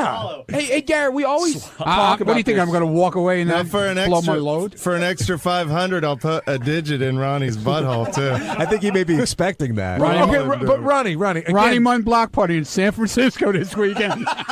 I'm putting all the jokes away. I'm putting all the jokes away for a second. So now you've done this and you end up with $1 million tax free, but you now have finished from a man. That's not one of those things that sticks with you? Dude, I could walk away and retire after that. You'll never see me again. Oh, yes, we will. You'll never hear from me or see me. Oh, yes, we will. Yeah, you motherfuckers claim I'm so goddamn fucking old. I don't have to fucking come back here anymore. And I'm not saying that it's a bad thing to be gay. I'm just saying that it's you're going to be looked at differently by people. You think? Yeah. He'll be looked differently at because he's rich. Ronnie, would you? That's not. Oh, bad. you don't think they're going to go? There goes Rich Roddy. There goes the cocksucker. Me and Richard, we're going to ride off into the sunset. Would you together. reverse with Richard? Would you blow Richard? Nah. So you would receive but not give. Not give. Why? Why do you draw the line there? Because that's gay. I think it's gayer to finish from a dude. Yeah, but finishing in Richard's mouth isn't gay. I'll be wearing a condom. Yeah, it's got to be condom only. Wait a minute. Now, you're for $1.5 million, you got to take the condom off at the end. No. And just blast them. No. It'd have to be at least $2 million. Ronnie, why do you why? Never mind. But wait, Gare, we always talk about this, but again, isn't it just the I know price you're jealous. for $1 billion? What do you mean? You're For jealous. $1 billion? You want to do it. No, well, that's what I was going to ask Richard. Would you do it if it was a contest to win $1.5 million, and Ronnie or someone had to pick who was the best one? Oh, you mean several people blow Let's Ronnie? say me against you. I could beat you. Not that I've ever blown somebody, but But would you take that for that challenge? Would you take it with the risk that you would lose? And I've blown a dude. Oh, I don't think so. No. But you think you can win? Because Beat me? Benji, I don't know. I thought like you were to gonna think that I'd be good at sucking Ronnie's cock, but but like Ronnie said, I bet Benji's got some tricks up his sleeve. I thought you were going to underbid Benji. That's what I thought you were going. Oh, Yeah, we should name that tune in reverse. Yeah. I'll suck Ronnie's dick for $900,000. But yeah, we've all. That's why I was saying. How like, much would you do it for, Hey, listen, Johnny? Scott was going to take it in the ass for $250 before taxes. Oh, that And would on be great. pay-per-view. Yeah. Behind a black curtain. Yeah. But isn't that what it gets down to, Gary? I mean, you think we always do this. Well, for $1 billion. I don't have $1 billion. No. For $1 billion. Would you suck a man's cock? $1 billion? $1 billion. Why Yeah, so high? I think I could buy my own planet, but I don't know. I mean, $1 billion. Jeez. Just a yes or no, honest. Richard. I'm thinking. I can't give you a direct answer, but it's not no. come on. Let It's not Gary no. think about it. Will, what are you going to say? Richard, is it a flat fee, or are there other guys like? Would you charge less to blow Gary? No, it's not, I'm not turned on by it. I'm not doing this for a hot guy. I'm doing it because But I'm there's getting no like money. cute like Sal. Would you charge less for Sal? Like how much I would you? charge more for Sal because he has an ugly cock, and plus Well, you don't know what my cock looks like. What if it was $1 million? What if it was a tax-free $1 million and That's you what I guys just said. Hold on, let me finish. All right. What would, if it was a tax-free $1 million and you guys had to split it? So $500,000 each. No. How about Brad You guys Pitt? are getting up together at the end anyway. You'd blow Brad Pitt for $500,000. No. Well, I just want to meet Brad Pitt, so you're right. I probably What if he would. wore the outfit he wore in Legend to the Fall? and he had the long hair. Yeah. Yeah, maybe. The guy that you have to poster, that guy. Maybe Ronnie can just dress as Brad Pitt. Oh my God! How great would that be if Ronnie dresses Brad Pitt In the Legends of the Fall outfit. Yes. That'll be part of the deal. Jim in Carolina, you're on the wrap-up show. Richard and Ronnie, where is your integrity? I mean, you can't, there's not enough money for an act like that. Hey, it's funny. Well, I mean, it's kind of funny, but I mean, you want to live like that the rest of your life, knowing that you would have done something like that. But I love you guys, but I mean, I got to draw the line somewhere. Dude, we're team players. Yeah, and I've already licked a set of nuts. I mean, how much further is this than that? And But it's a lot funny. further, Richard. That's giving head, man. I mean, I'll tell you what, I'll pay $25 extra a month as a subscription price if y'all do that. Yeah, I mean, I don't Wouldn't that be really funny if have a problem with it if we get all that money. Well, where is your line, though? You're saying licking Sal's balls is the same as blowing Ronnie and swallowing Ronnie's load? I he didn't did say that for anything about $5,000. swallowing. I'm sorry. Making Ronnie come in your mouth. With a condom on. With a condom. I think, you know what? How drunk would you be? How drunk would you be? I would have to do a few shots before, but when Ronnie came, I would die laughing. I'd be laughing with his cock in my mouth. Hey, Rich, would you, kind of going back to what Gary said, would you let your girlfriend blow Ronnie for $1 million? No. Because that's indecent proposal. That's that's not fun for Richard. This is a funny bit. It's just it's nothing sexual if it's me and Ronnie. It's just nothing sexual. Are you kidding me? You really believe that's not sexual at all? No. Well, maybe a little bit for Ronnie because he has to get a hard on, but But you have to get it to a rhythm in order to get him to finish. Right.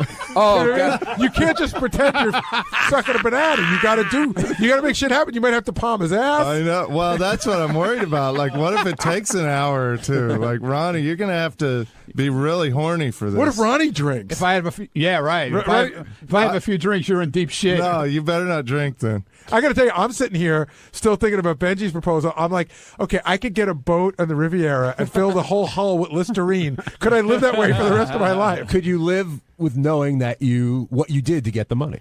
I think. Listen, $1 billion is like you can go do whatever you want. It's an amazing amount of money, but I probably have a lot of hang-ups.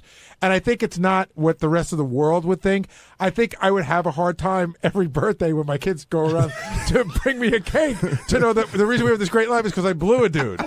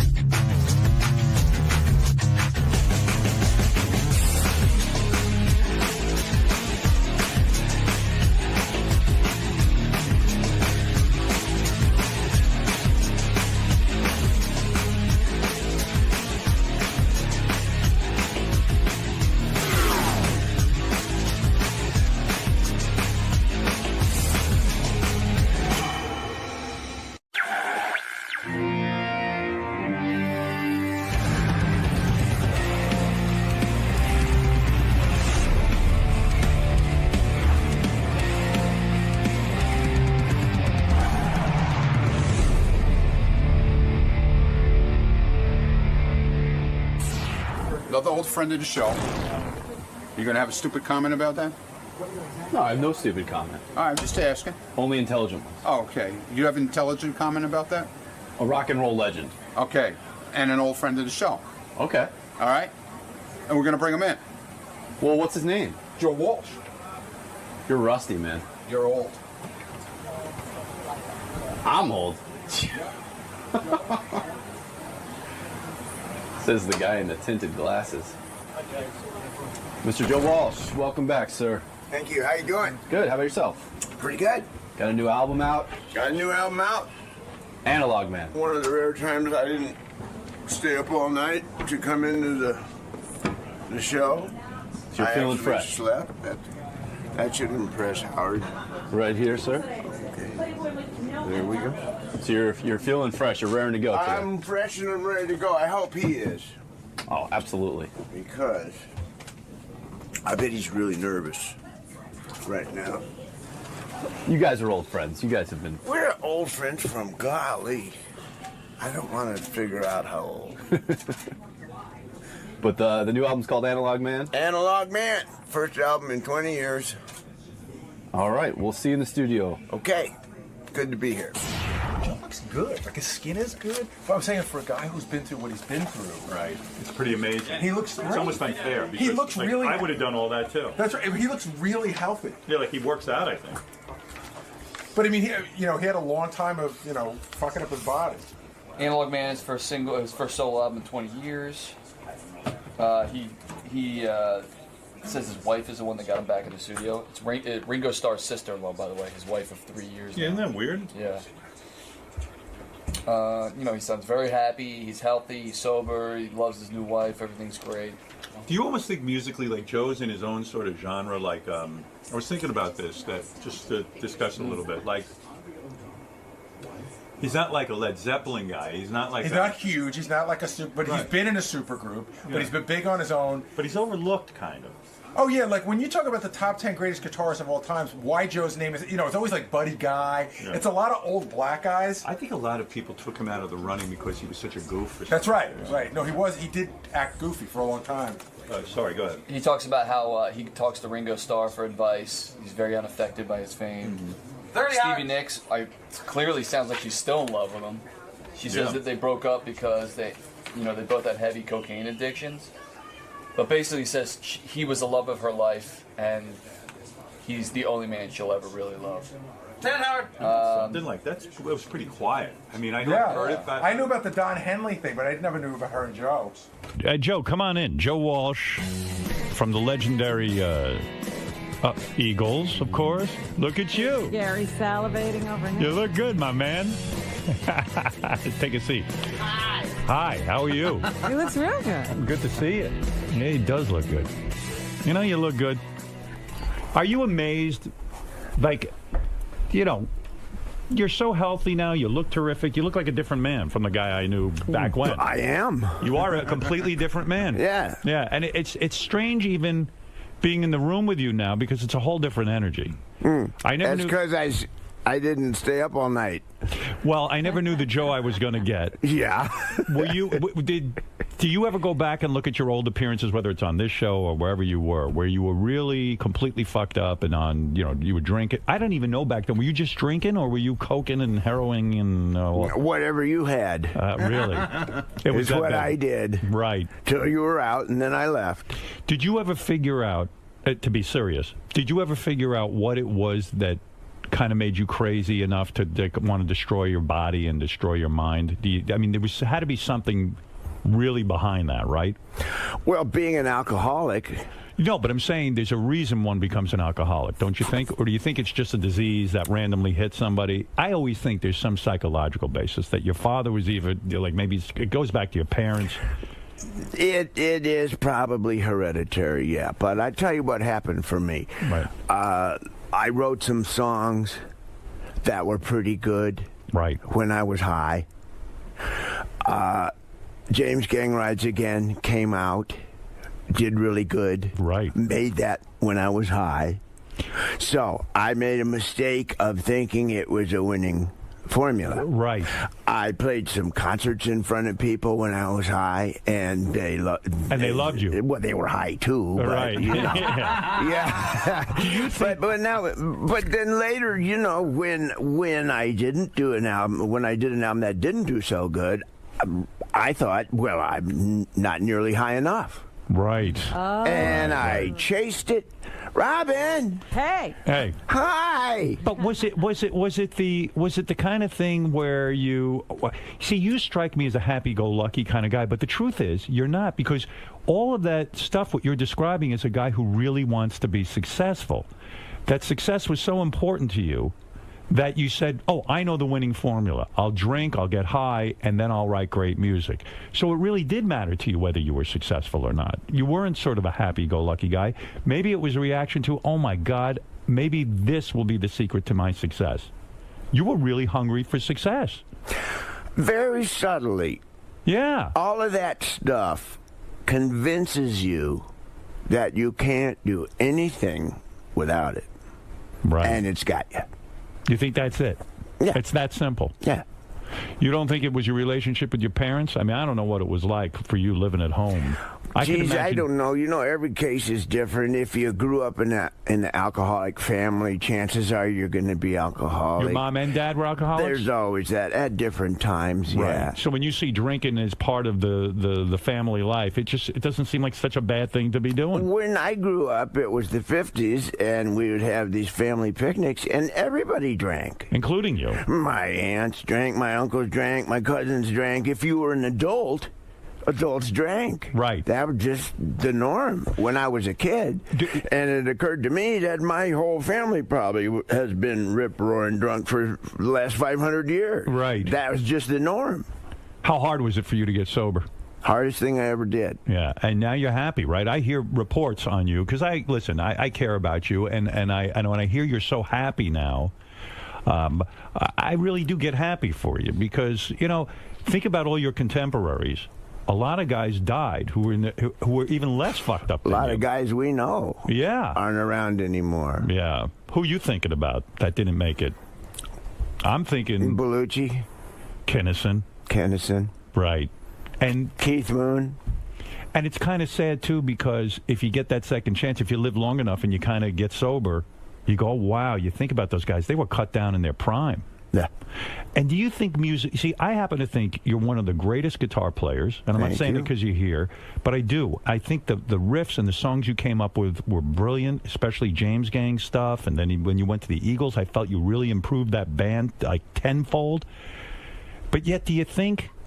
when it comes to, I don't know, the rock and roll intelligentsia, or whoever they are, but do you think, well, critics, do you think, yeah, do you think you get criticized or you're not thought of right up there in the upper echelon because your past behavior because you were so drunk and so outrageous? Do you think that your legend got kind of knocked down to a degree? Were you taken less seriously? I'm not really concerned with that. But you are. Because you're the guy who sat there and drank because you destroyed your own body because you thought that was the formula for success. So you do care about your place in history, right? Musically. Yeah, but I'm not done yet. No, I know you're not. But I'm saying I don't. When I see the list in Rolling Stone of the top 10 guitarists in the world, Joe's not on it? yeah, and I don't quite know why. You really are. Do you still practice your guitar every day? Yeah. It's that important to you? I try and play every day, yeah. Is it true you take guitar lessons to this day? That you still take guitar lessons? I'll sit down with somebody, yeah. I'll sit down with somebody and ask them how in the world do you play that, like Brad Paisley. Right. I'll sit down with him and say, hey, man. Why is that? Because you can't figure out how he did that? Well, probably, but it saved me 5 or 6 hours if I just ask him. But does anyone ever come to you and say, "Hey, Joe, teach me how to play. Teach me how to do that"? Not really, but does that bother you? Bothers me. You're the guy who should be giving guitar lessons, not getting guitar lessons. Well, you know what I'm saying? Who does he think is the greatest? Who are your heroes musically? I've never asked you that. You were always too drunk. Couldn't get a straight answer out of you. Do you have musical heroes? No, I had heroes then. They were just different ones. Jim Beam. Yeah. Seriously, who are your heroes? Well, the guy that's the grandfather of us all is Les Paul. Right. The guy who really invented the guitar, the electric guitar, right? The pickup and echo and multi-track recording. Did you get to know him?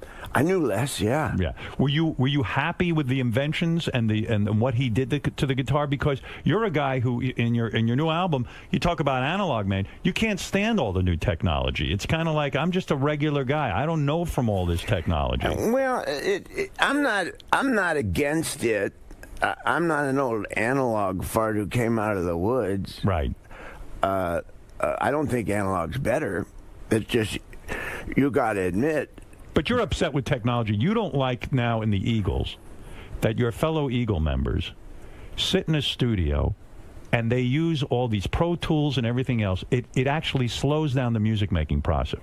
It changes it. It makes it more complicated. Easier. Here's two things it does, okay? Okay. One is you can fix anything.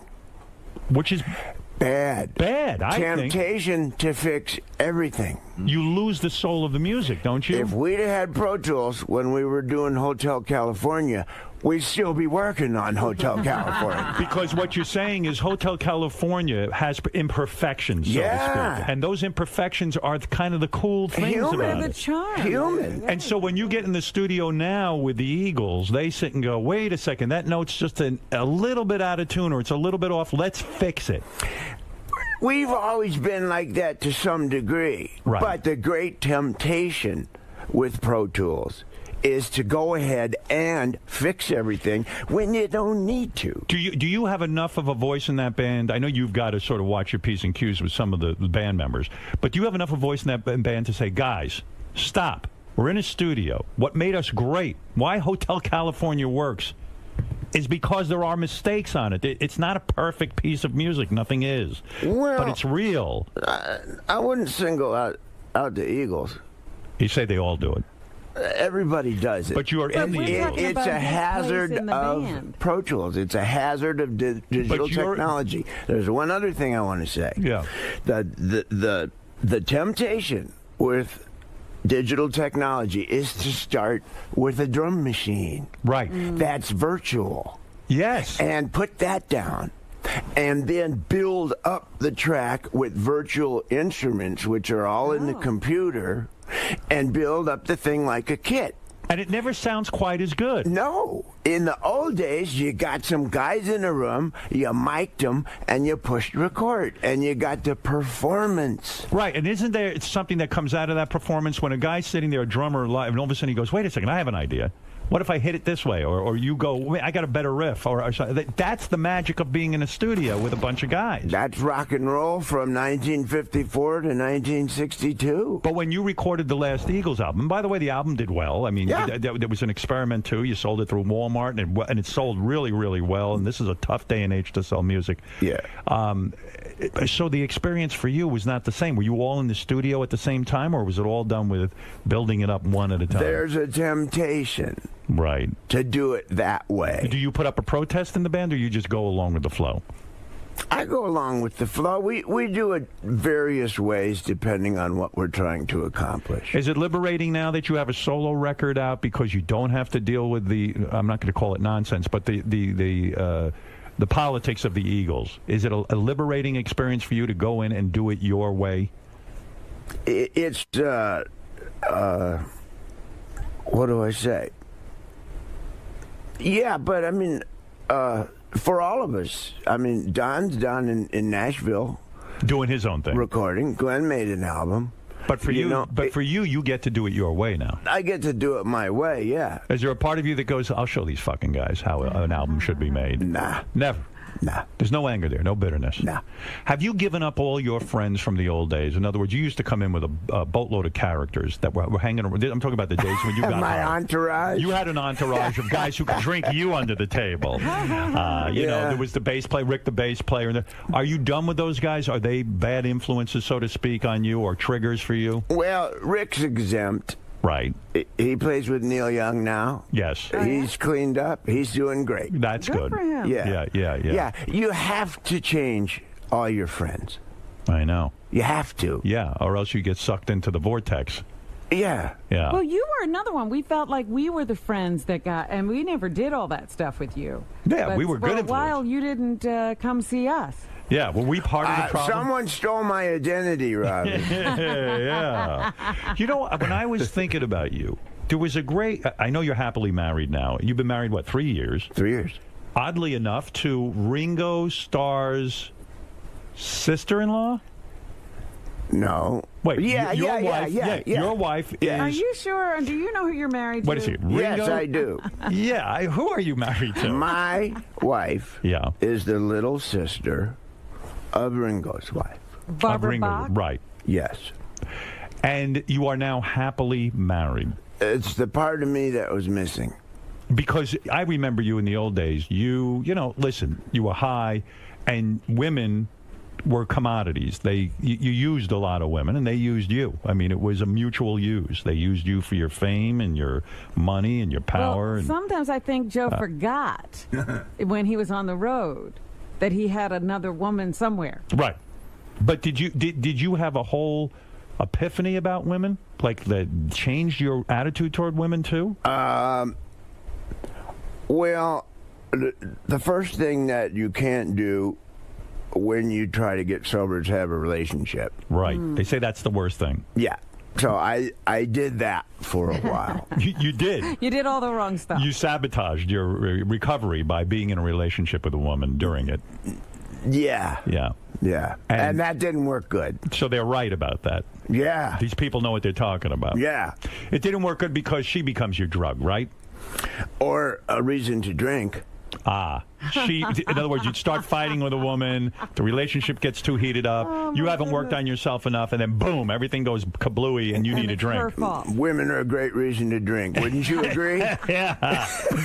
Probably just any relationship with anybody is a reason to drink. Like Joe's so charming, nothing could be a problem about Well, you know what? I think like Joe, I have problems with everybody, so I think anyone would make me drink. There you go. Man or woman. There you go. So, congratulations on your marriage, by the way. Oh, thanks. Yeah. I'm glad we're both happy. Yeah, no, very, very happy. Yeah. I really am. I mean, I understand what you say. To get a real partner. Yes. You know? And to feel good about that situation is remarkable. And it's the part of me that was missing. But don't you think it's the change in you that allows you to have that with a woman?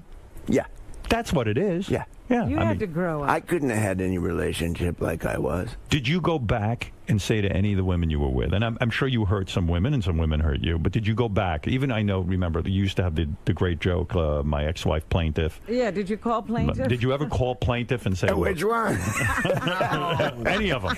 I made amends to a lot of people. You did? Yeah. Was that hard? No. Once you do it, does it unlock something in you? Like, does it open up your heart? Yeah. It does? Yeah. And so you would call, did you call your ex-wives? Mm-hmm. And you said to them, look, I'm sorry I put you through hell. I'm sorry I did all sorry that. I put you through hell. Were they all receptive to that, or did some of them say, you know what, Joe, fuck yourself? There was both. You got both of those. Some people say, I understand. I'm glad you're sober. Some people say, up yours. And some people say, I don't believe you. In other words, the important thing is me. You said it. I'm better for it. Right. And what is it? If it's a phone call or a meeting, and you go there and you confess to them that you were shit or whatever, you were confused. Yeah, you look them in the eye and you tell them, hey, I was really a bad person to you, and I regret it, and I'm sorry. Wow. Boy, that's heavy. That's hard. It's heavy, but I mean, that's part of recovery. Because you live in all that garbage. You constantly, even now, everybody goes into the past and digs around in a pile of stuff. Right. And you look for something to be mad about. Right. You look for something to get in a bad mood about, and you attach an emotion to it. And then you're in a bad mood, and none of that exists. All that anger is in you. Yeah. If you clear that out by making amends, you stand a chance. Right. Well, it's a tough... I tell you what, that is not an easy assignment. Has he decided to have more children? No, you're not having more kids, are you? No, I have lots. Yeah. How many kids? I saw one of your daughters on a TV show. Lucy. She's a very talented girl. Yeah. Yeah. She wants to make it in the music business. She's also acting. She's pretty serious about acting. Good-looking girl, too. Yeah, she's nice. Yeah. And then I saw they got you on the show, too. They schlepped you out. I was like, oh, poor Joe. Well, I showed up for her. Yeah, right, I know. I knew you didn't want to be there, man. I was just watching it. I go, oh, my God. Me and Dee Snider. Yeah, you guys were all on there. We showed up for our kids. But I know what that show was. Yeah. I enjoyed the show. Yeah. But it was the kids of rock stars who show up, and they had a competition. Yeah. So, but you see these competition shows. That's not the way to really make it. I'm a judge on one of these shows. I know you. How's that going? I love it. But I tell everyone. In fact, Thank I don't God know. You are. Well, you don't want to know something? In Vegas, I tell these guys. I don't know if they're going to show it. They don't show everything I say. But I said to them, you got to remember, a lot of hard work goes into it. When I saw them fucking off or doing something weird, I'd say, I know musicians. And these guys work their ass off. They might look happy-go-lucky, but how many hours did you spend in your life not only sitting alone in a room with the guitar, but also going out on the road and playing in front of people and learning that, even if you're playing in front of two people, life can really suck and it's not that easy. I mean, there's a lot of hard years. There's no quick fix, right? It's your 10,000 hours. Your 10,000 hours. And you put them in. Yeah. Yeah. And you have, too. Yeah, I mean, we all do. You used to sell mattresses. I did. I still do. I was shocked to learn, though, in your life, one of the great romances was Stevie Nicks of Fleetwood Mac. And this was kept on the down low, even during your whacked out years. Yeah. How'd you do that? But she says you were the love of her life and probably still are. What, is she one of those people you had to call and make amends to? Mm-hmm. Wow. She's special. She was in love. One of the greatest songwriters ever, right? Stevie Nicks. Yeah. No? Well, am I wrong? I mean, songwriters, in the big picture, all of us from the 70s are memorable and notable, but I mean, the greatest songwriters are like Guys from the 30s and 40s. And do you really believe that? You don't believe Jimi Hendrix was a great songwriter? Paul Simon? Oh, yeah. Okay. You don't consider yourself a great songwriter? Well, I don't think it's fair to say one of the best ever to anybody. But what a powerful couple. But Stevie Nicks and Joe Walsh. Stevie's very high on the list. Were you in love with her? Did they write together? I don't know. Did you guys ever write together? She helped me do the Confessor album. No kidding.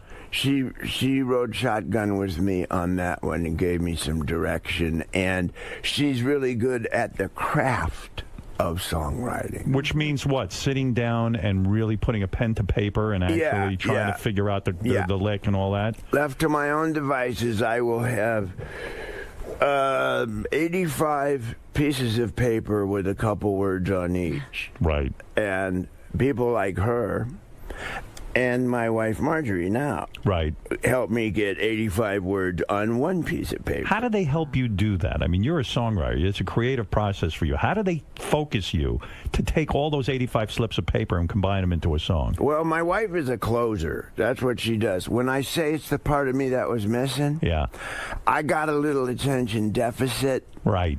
But in the 50s, that wasn't diagnosed. You were just difficult. Right. But I got it. Yeah. You know, I see that in one of my sons. I learned about it, and I had it screaming in the 50s. It's one of those things that affects you where you can't keep your mind on one thing. You can't complete tasks. I have a great idea, fantastic idea, and I get it started, and wait a minute, I have another idea. So there it sits. You know, I'm reading a book about this. It's called Get Things Done. Yeah. Do you ever read this book? No. I've just started reading it. I just learned about it. Yeah, so I have great ideas lying all over the place. And what do you do? Do you speak into a little tape recorder? And how does the songwriting process go for Joe Walsh personally? Would you be fucking around with your guitar? You start to, pick at a few notes and go, that's cool? Or do you hear the song in your head first? You once told me years ago you always have a song in your head. Yeah. Yeah. But how do you get it out physically? Because don't you go, oh, my God, this is good. I don't want to lose this. What do you do? What's the first thing you do? So you don't forget it. Well, you can carry around a little recorder. Do you do that? And put ideas down. When I remember to, yeah. Because you need a giant inbox, so to speak. But by that I mean you need a place that whenever you get an idea, you just put it in there so you don't have to sit and worry. Didn't that worry you when you had a great hook or something and you'd say, oh, shit, I can't forget it, I can't, or you didn't care? It depends. When I was wasted, I would write it down, except in the morning, it didn't make any sense. Okay, a song like Life's Been Good So Far. Life's been good so far. You're standing around one day. Do you hear the words first or the music? Usually the music. The music? Yeah. You heard... It's real abstract, and I think it's the same for all of us. You hear an idea, and it's kind of a symmetry. So did you hear? So when you say you heard an idea, symmetry, was it like? Yeah. As a matter of fact, yeah. That's what you heard. Yeah. And then you go, I don't know what the fuck to do with that. Well, you go, okay, there's something. Right. Now, what do you do with that? You go over to a tape recorder and you go. I kind of have a place in my head that it goes with different drawers. Really? And you retain this? Yeah. I'm wondering, why don't you think this is something you've heard before? Like you're humming somebody else's tune. I'm amazed that I would sit there and think how many songs he forgot that are in that drawer. Well, think of how many songs never got written that people had. Yeah, Robin, you're right. Whatever you just said, I forgot. Yeah, sometimes you think it's something you heard. Yeah, right. Well, that's where you go, aha. Right. You mess around with old blues licks, and you mess around, and you realize, boy, this is fantastic. Oops. Except it's a Hendrix lick. And you think, oh, well, start again. But once in a while, you get a nibble. Did you ever meet Hendrix? Yeah. Oh, you did? Yeah. Did you ever get to play with him? Not live. Not live. Backstage. You went backstage. Where was this? Youngstown, Ohio. Back in the early 70s? Yeah. Okay. And you're what? Doing a concert? Yeah. James Gang concert at that point? James Gang, Hendrix, and Sly and the Family Stone. All on the same bill. Well, remember in those days? Wow, yeah. You had 3 headliners on the show. And who opened that show? We did. The James Gang. Yeah. Unbelievable. What a show. Yeah. And then Sly and the Family Stone, and then I guess Hendrix. Well, Sly never came out of his dressing room. Yeah, right. But there's another guy. I mean, he's a difficult guy, right? He's had his problems. Yeah. And I don't think he ever came out of them like you Still did. going through it, yeah. I don't think he made it. No. Do you ever see him around? Or? No. He's like a recluse. There's been Sly sightings, but right. Yeah. Yeah, I saw him on some award show or something. Yeah, but a few It was months sad. ago, we were reading that he was in a trailer parked outside somebody's house. Right. Yeah. Yeah. Thank God you didn't go that route. Yeah. Well, yeah. Yeah. And does that give you the shakes at night sometimes? You go, shit, I could have really, really fucked up. Oh, yeah. Yeah. I am so grateful to be alive and sober. So Hendrix is backstage. And what happened? He's backstage. We're in a like dressing room, which is like where a hockey team changes or something. You know, not glamorous. So yeah, right. and he's there, and I finish, and we finish, and we're in the same dressing room. So he's sitting playing his guitar, and I come in with mine. Right. And you have a jam session, so to speak. A little bit, yeah. I showed him my guitar, and he showed me his. Do you get intimidated by a guy like that? Nah, he was a wonderful guy. Of course, I'm intimidated. By his talent, I mean. By him. He had an aura. I mean, he had feathers on. I mean, it was terrifying.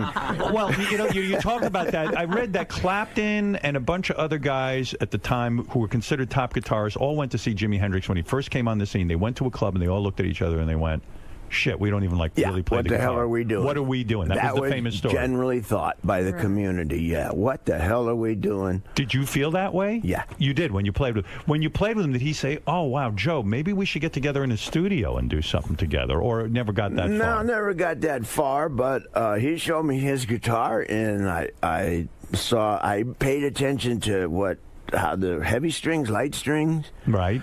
How high are the strings? What's the action? Because he was a tough one, because he was left-handed. Right. So everything was backwards. That's why he sounded like that. None of us right-handed guitar players could do what he was doing. Was he playing a lefty guitar? No. He was playing a right-handed guitar upside with his down. Upside down. Oh, wow. That's why he sounded like that. Are you and that's kidding? why we couldn't crack the code. Oh, my God. That's See? fascinating. Yeah. That's why we were all hitting ourselves in the head. But that's why you're a great guitar player, because you're a student. You sit there. Those are the guitar lessons you talk about. Yeah. Sitting with Jimi Hendrix, it's a master class. Yeah. Wow. Even if it's 3 or 4 minutes. Right. And I had a Les Paul, and he looked at that, and he was really, really nice, and just a good guy. Isn't it You weird know? too? Because Hendrix is, of course, remembered for his music, but also for the excesses, like the drug taking, fucking chicks, getting plaster cast on his dick. It takes away from his legend in a way. It really does. That's the way it was back then. That's all I can say. Yeah.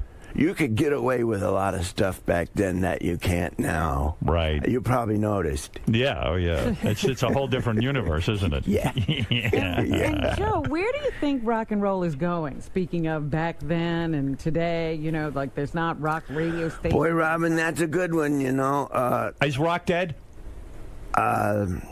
Yeah, I think so, pretty much. It's pretty dead because there's not a lot of rock and roll radio stations. And we were talking about this on the show the other day. We were talking about that it's almost like, I think Robin said it, that rock and roll is going to be like jazz in a way. It's going to be just this art form that existed and was big, and then some guys will still play it, but it's not going to have. It's dead, but it's not dead, but it's not number one. Country's number one. But I never thought I'd see the day that rock and roll was such a part of my life. Howard, think of it. That's what Analog Man is all about. Right. The new album. The digital technology is nice, but along with it is this virtual world that we all go in more and more. Yeah. And it doesn't exist. It's in a computer. It's an illusion. What? And we sit in chairs. Our bodies sit in chairs for hours waiting for our minds to come back. Yeah. I like side B. Right. I like cart machines. It's different, man. It's different for us. Yeah. And the problem with the with the digital technology, right? It ate the record business. It did, yeah. It ate radio. So you're not on Twitter, are you? It ate intellectual property. Doesn't that drive you crazy as an artist that, a guy who's like you, like a musician who comes up now, they can't even sell a record because everything's out there for free. People don't go and buy DVDs and CDs. I know. They rip them off and that. It does seem unfair, right? People ask me, what advice do you have for the upcoming musician? I don't have any. I'm trying to figure it out, too. What is your game plan with the new CD? In other words, it's hitting the stores, I think, today, right? Tomorrow, all right? And you have a new single out. But what's the game plan? Can you really... Well, I guess you could go around the country and play these songs. It's almost like starting over. Joe Walsh is one of the biggest names in rock, and yet it's almost like you're starting over again. You got to go out, play for audiences, and introduce them to this music. It's a fresh start for me. So what are you going to do? What's the game plan? Well, the deal with everything is, in lieu of record companies, the way to do it now is the social network. You have to get visible. Yes. If you can make people aware that you have a record out, they'll find it. Right. So your game plan is to use social media and sort of get there. Because like, look at some of the great artists. Paul McCartney just came out with an album. Nobody gave a shit. You know what I mean? Paul McCartney. It's like everyone has an even playing field now. There's nowhere to go. There's nowhere to bank on your name. It's just that I feel great for guys like you who have an audience already, and you can go out and do a James Gang tour, or you could go do a Joe Walsh tour, or you could do an Eagles tour. So you're fine. Nothing's going to bother you. But when you put out new music like you just have, that's the conundrum. That's the thing that you can't figure out. You can't assume that you're going to have a hit record. No. What's platinum now? 50,000 copies? That's right. Go make a living doing that. Woo! Right. How many records how many records between the Eagles and the James Gang have you sold? And Joe Walsh solo stuff? I don't know. You never counted it up? I lost count after about 85,000. I was counting them on my fingers. Somebody said, you mean you really don't know, Joe? Isn't that an impressive number to know for yourself and look back and say, you know what, I can reflect on that number? Probably, but in that category, I'm not really that big of a fish. Look at somebody like Jeff Lynne. Now, Jeff Lynne produced your new record. Yeah. Jeff Lynne was, of course, of Electric Light Orchestra, ELO, and he's a great legendary. That guy sold some records. Did he? Yeah. More than you? ELO, I think so. But if you count the Eagles in your record, Eagles. Eagles are one of the biggest selling bands of all time. Yeah. Hotel California, I think. California isn't that the alone. one album that I think that's the #1 album for the Eagles ever? Greatest hits. Greatest The hits. greatest hit. Yeah, Oh, we wow. go back and forth with Michael Jackson. What's the best song you ever wrote? Seriously, out of all the songs. I have, I don't know if it was Funk 49, Walk Away. I don't know. I could name Rosemary. Rosewood Bitters. Rosewood Bitters is more. I think all these great songs. What is the greatest song you ever wrote that you're most proud The of? one you love the most. Yeah. Eagles wise, I co-wrote "Life in the Fast Lane" with Great Don song. and Glenn. Great. Yeah. Solo wise, probably Rocky Mountain Way. Yeah, what a song. Do you still stop and listen to that on the radio? I mean, it's on the radio all the time on classic rock stations. If you hear it, will you stop and listen to it and go, "Man, that's a good fucking record"? Or will Who you wrote just that? Yeah, will you just tune by and say, "I don't want to hear it again"? One of the things that makes it magic is it's a bunch of guys playing in a room. Right. Rocky Mountain Way. You're listening to how it was made. That groove Yeah. you can't do with Pro Tools. No. And you remember when you came up with that, or were you so drunk? Like, was that part of your drunken formula where, like, hey, I get really high and I write? Do you remember any of that process of writing that great song? Yeah. Oh, you do? Yeah. What was the process on that one? I was in Colorado. Right. I had left the James Gang. I was worried that I might have made a mistake. It's scary. Yeah. Yeah. Yeah. Because that was a successful entity. Yeah. Right. Yeah, we were doing fine. Why did you leave?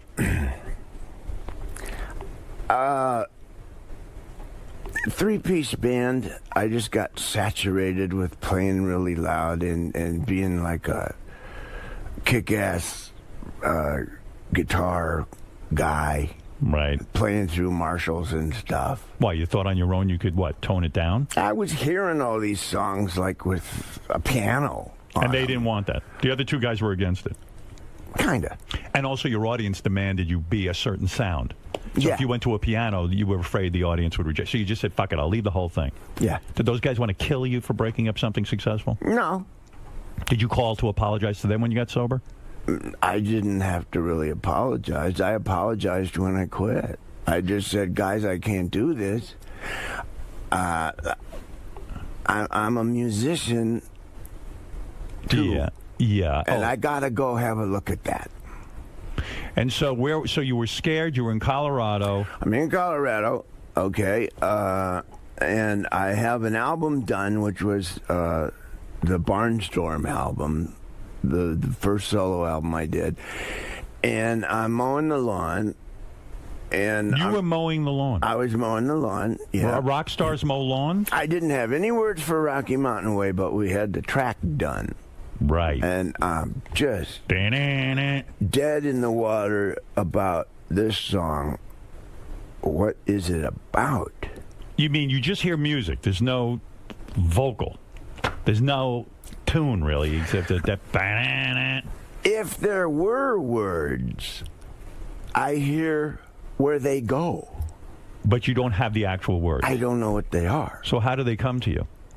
Well, I'm mowing the lawn. I look up, and there's the front range of the Rocky Mountains with snow on them in the summer. Right. And it knocked me back because it was just beautiful.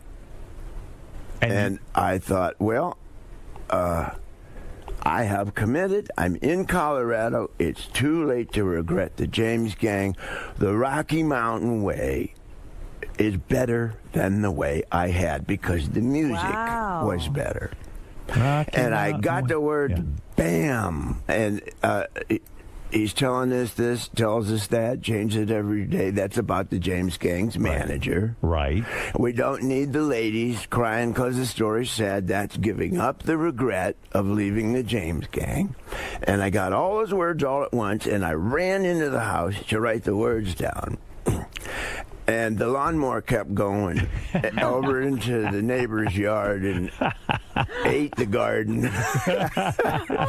It was an expensive song to write, but... Oh, I got the chills when you tell me that. Yeah, that's incredible. I get the chills because that's such a fucking cool process. I wish I had that ability. Yeah, that is amazing. Do you have trouble with your neighbors? You had a problem where some neighbor was like stalking you or something, or you had to go to court with the guy, or there was something, he came over with an... Oh, yeah, that guy. What happened there? He finds pieces of property and builds houses on them. Right. And they shouldn't really have houses on them. Right. But he has friends at City Hall. Oh. And, it's a complicated life. I was wishing he wasn't doing that. Right. So I didn't help him. I see. He got frustrated with you. And he got frustrated, yeah. I see. Yeah. It's complicated being Joe Walsh sometimes. But now it seems like it's a lot simpler. You got the wife, you're happy. Oh, it's so much simpler. Now, let me say that Joe Walsh's new solo album, Analog Man, is in stores tomorrow. Tomorrow. Hey, I didn't finish that thought, though, with Stevie Nicks. Yeah. I mean, you two became this couple, and she says you are the love of her life. All those songs were about Joe? Yeah. She wrote one about me, yeah. What was the big one about you? Joe? Joe just fell asleep. He's thinking of the name. I'm trying to. I'm embarrassed. I don't. Was it a remember Fleetwood the name. Mac song, or was it from one of her solos? One of her solos. One of her solo albums. Yeah. Yeah. Stand there. Has anyone ever wrote a song for you? Hell no. I wish you No, would. that's how the song goes. Stupid. Oh, shit. When are you going to write a song about me? Actually, I got a... That's a good idea. Yeah, I got an email from Leslie West. He claims he has an idea. He was thinking of me, wants to write a song about me. I'm very honored. That's flattering. I feel like a hot chick. Well, you better wait till you hear it first. Yeah. Give my best to Leslie. I will. You know, he lost his leg. Yeah. Yeah, and but he's doing well. Yeah. He has a great spirit about him. He's a great guy. And a great guitar player. Yes, he is. Yes. Now, there's a guy that could probably be on Rolling Stone's list. Yes. Where the hell's he? Exactly. He's not on the list either? That's right. Well, anyway, the legendary Joe Walsh, who is doing so well, happily married now. Happily happy married. for Joe. And Ringo is your brother-in-law. My brother-in-law. Do you guys hang? get together? Yeah, we hang. You do. Do you sign autographs? Joe, do you sign autographs? Because Ringo has stopped signing everything. That was... I signed his name for him. You do. That's why he got me. Ringo comes over the house, and it's like a family get-together. Yeah. That's kind of fun. I mean, that's an interesting thing. Yeah, He look at says, that. sign all these albums for me. I'm done. You get along with each other? Very well. You do. You know, he's so down to earth. Paul, too, for Yeah. what those guys have been through. Right.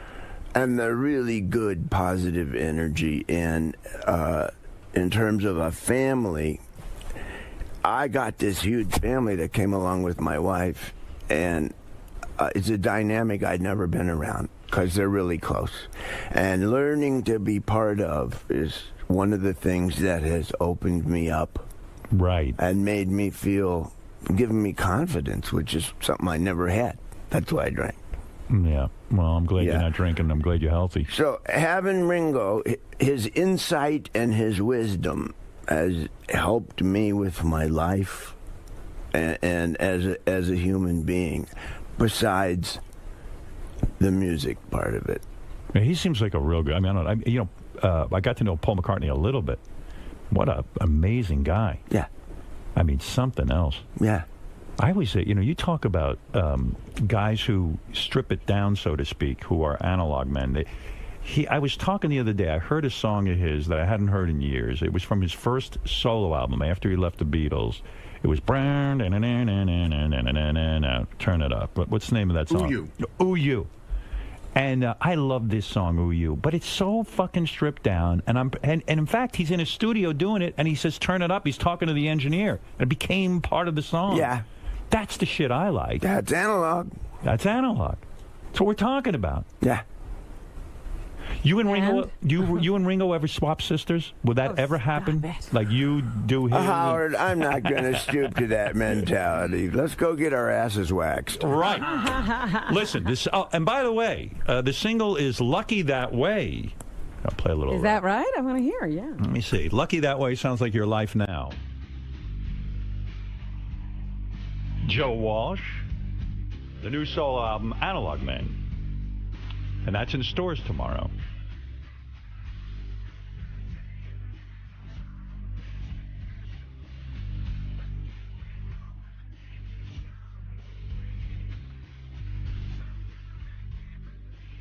Why do you always do that? In a lot of your songs, when you're singing about yourself, you say, "I'm not that special." I'm like, But you may know me. Even like in Life's Been Good, you're like, "Yeah, my fans love me, but I'm not that great an artist." Why do you put yourself down in your own songs? Well, I could either explain it or you could listen to the song. It's in there, okay. Oh, it's in there. All right. It feels good to be you. It does.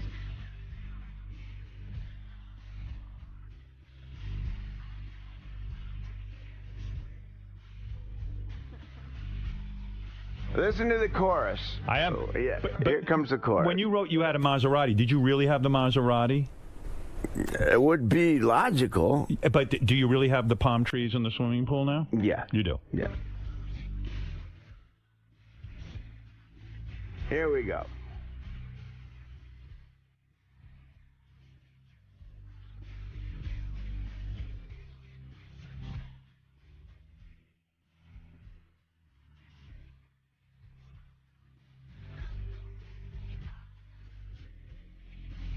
Here we come. This is it. There you go. I'm just lucky that way. Yeah. What is it, Gary? How dare you interrupt What are you doing? He's handing me a piece of I'm paper. going to tell you what it is.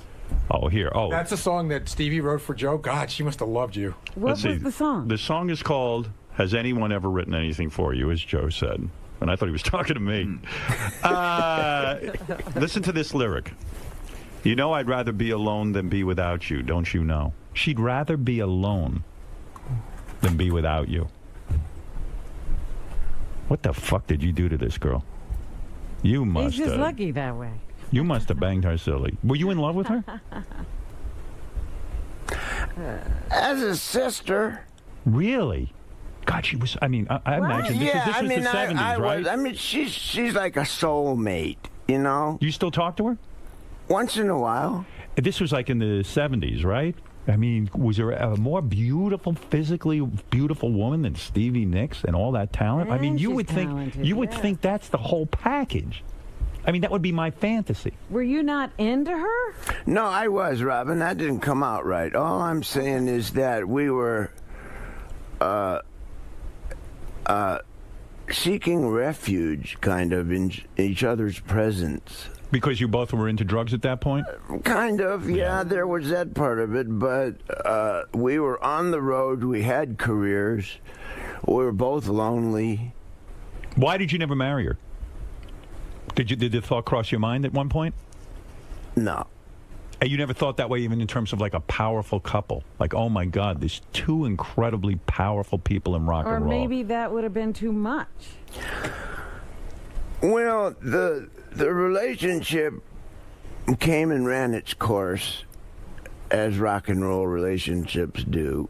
Does it get competitive? Like, do you sit there and she was in Fleetwood Mac at that point, I guess? No, she wasn't. She wasn't. No. She was a solo, or she was in Buckingham Nicks. Yeah. And does it get competitive? Is that the problem? Like, you could never really marry another singer-songwriter because the two of you sit there and drive each other nuts with that stuff, career? What made it possible was that we toured together.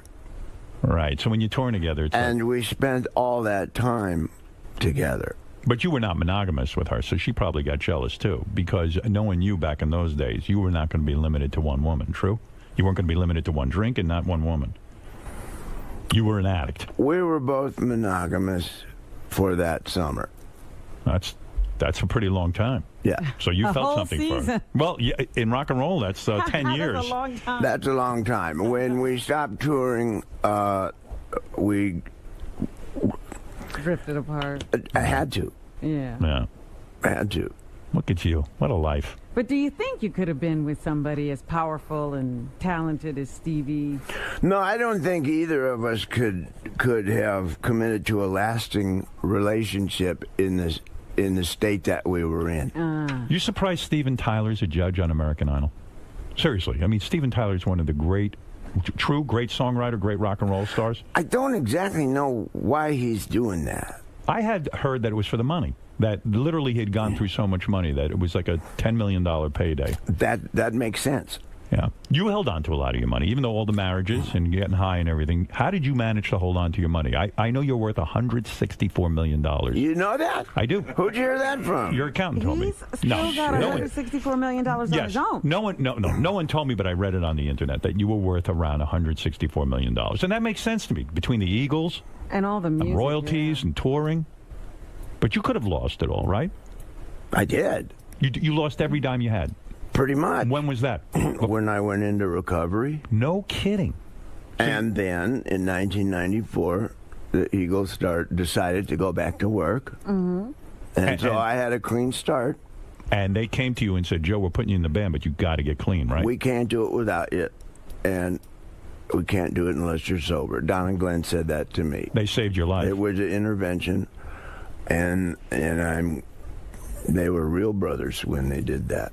That's right. Because that's what I needed. It motivated you. You were broke? So you are not worth $164 million. No, I'm not. Right. Because you got to get back. You know, that's a lot of money. Does that bother you? Does that bother you at all that you pissed away a lot of money? Not the money, the time.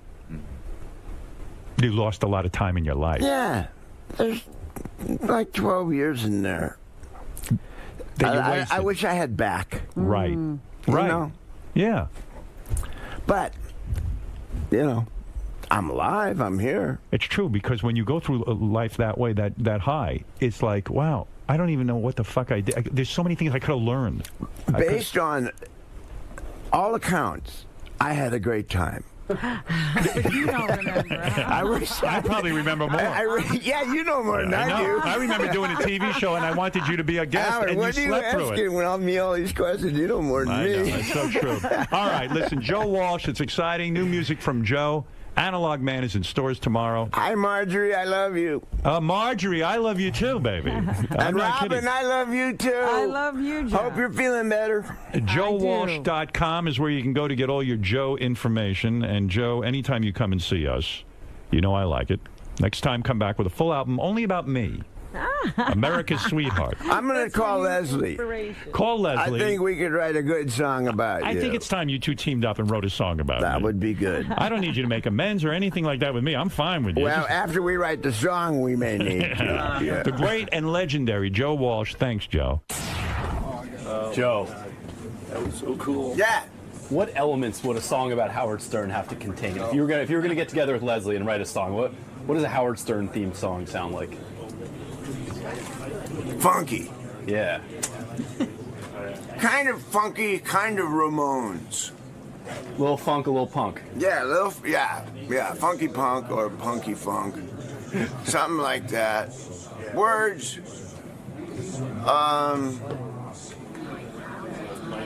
Parts of it really nice and friendly and parts of it awful. You know, like Howard. Reflects his personality. Yeah. Yeah. I'm going to talk to Leslie West, and I'll get back to you with more of it. Cool. I think that would be a great song to hear. Now, we got to think of stuff that rhymes with Stern. Burn. That's your homework assignment. Burn is my first word there. 'Cause he's got a fire inside him. Yeah. What rhymes with Stern? Well, no, I'm not going to go there. Great to be back. Joe, it's great seeing you. One quick thing I was going to ask you. You guys seem very like-minded when you talk about, digital technology and the virtual world and its influence on music. Do you think Howard's an analog man in spirit? The way he approaches his show and the love of the performance and some of the errors that come along with it? Howard wouldn't be Howard without all those analog years of being on the radio and,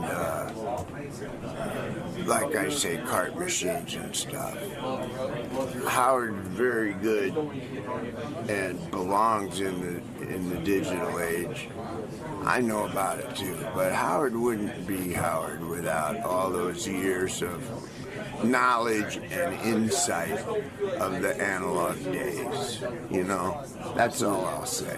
All right, Joe. Best of luck with the new album. See you soon.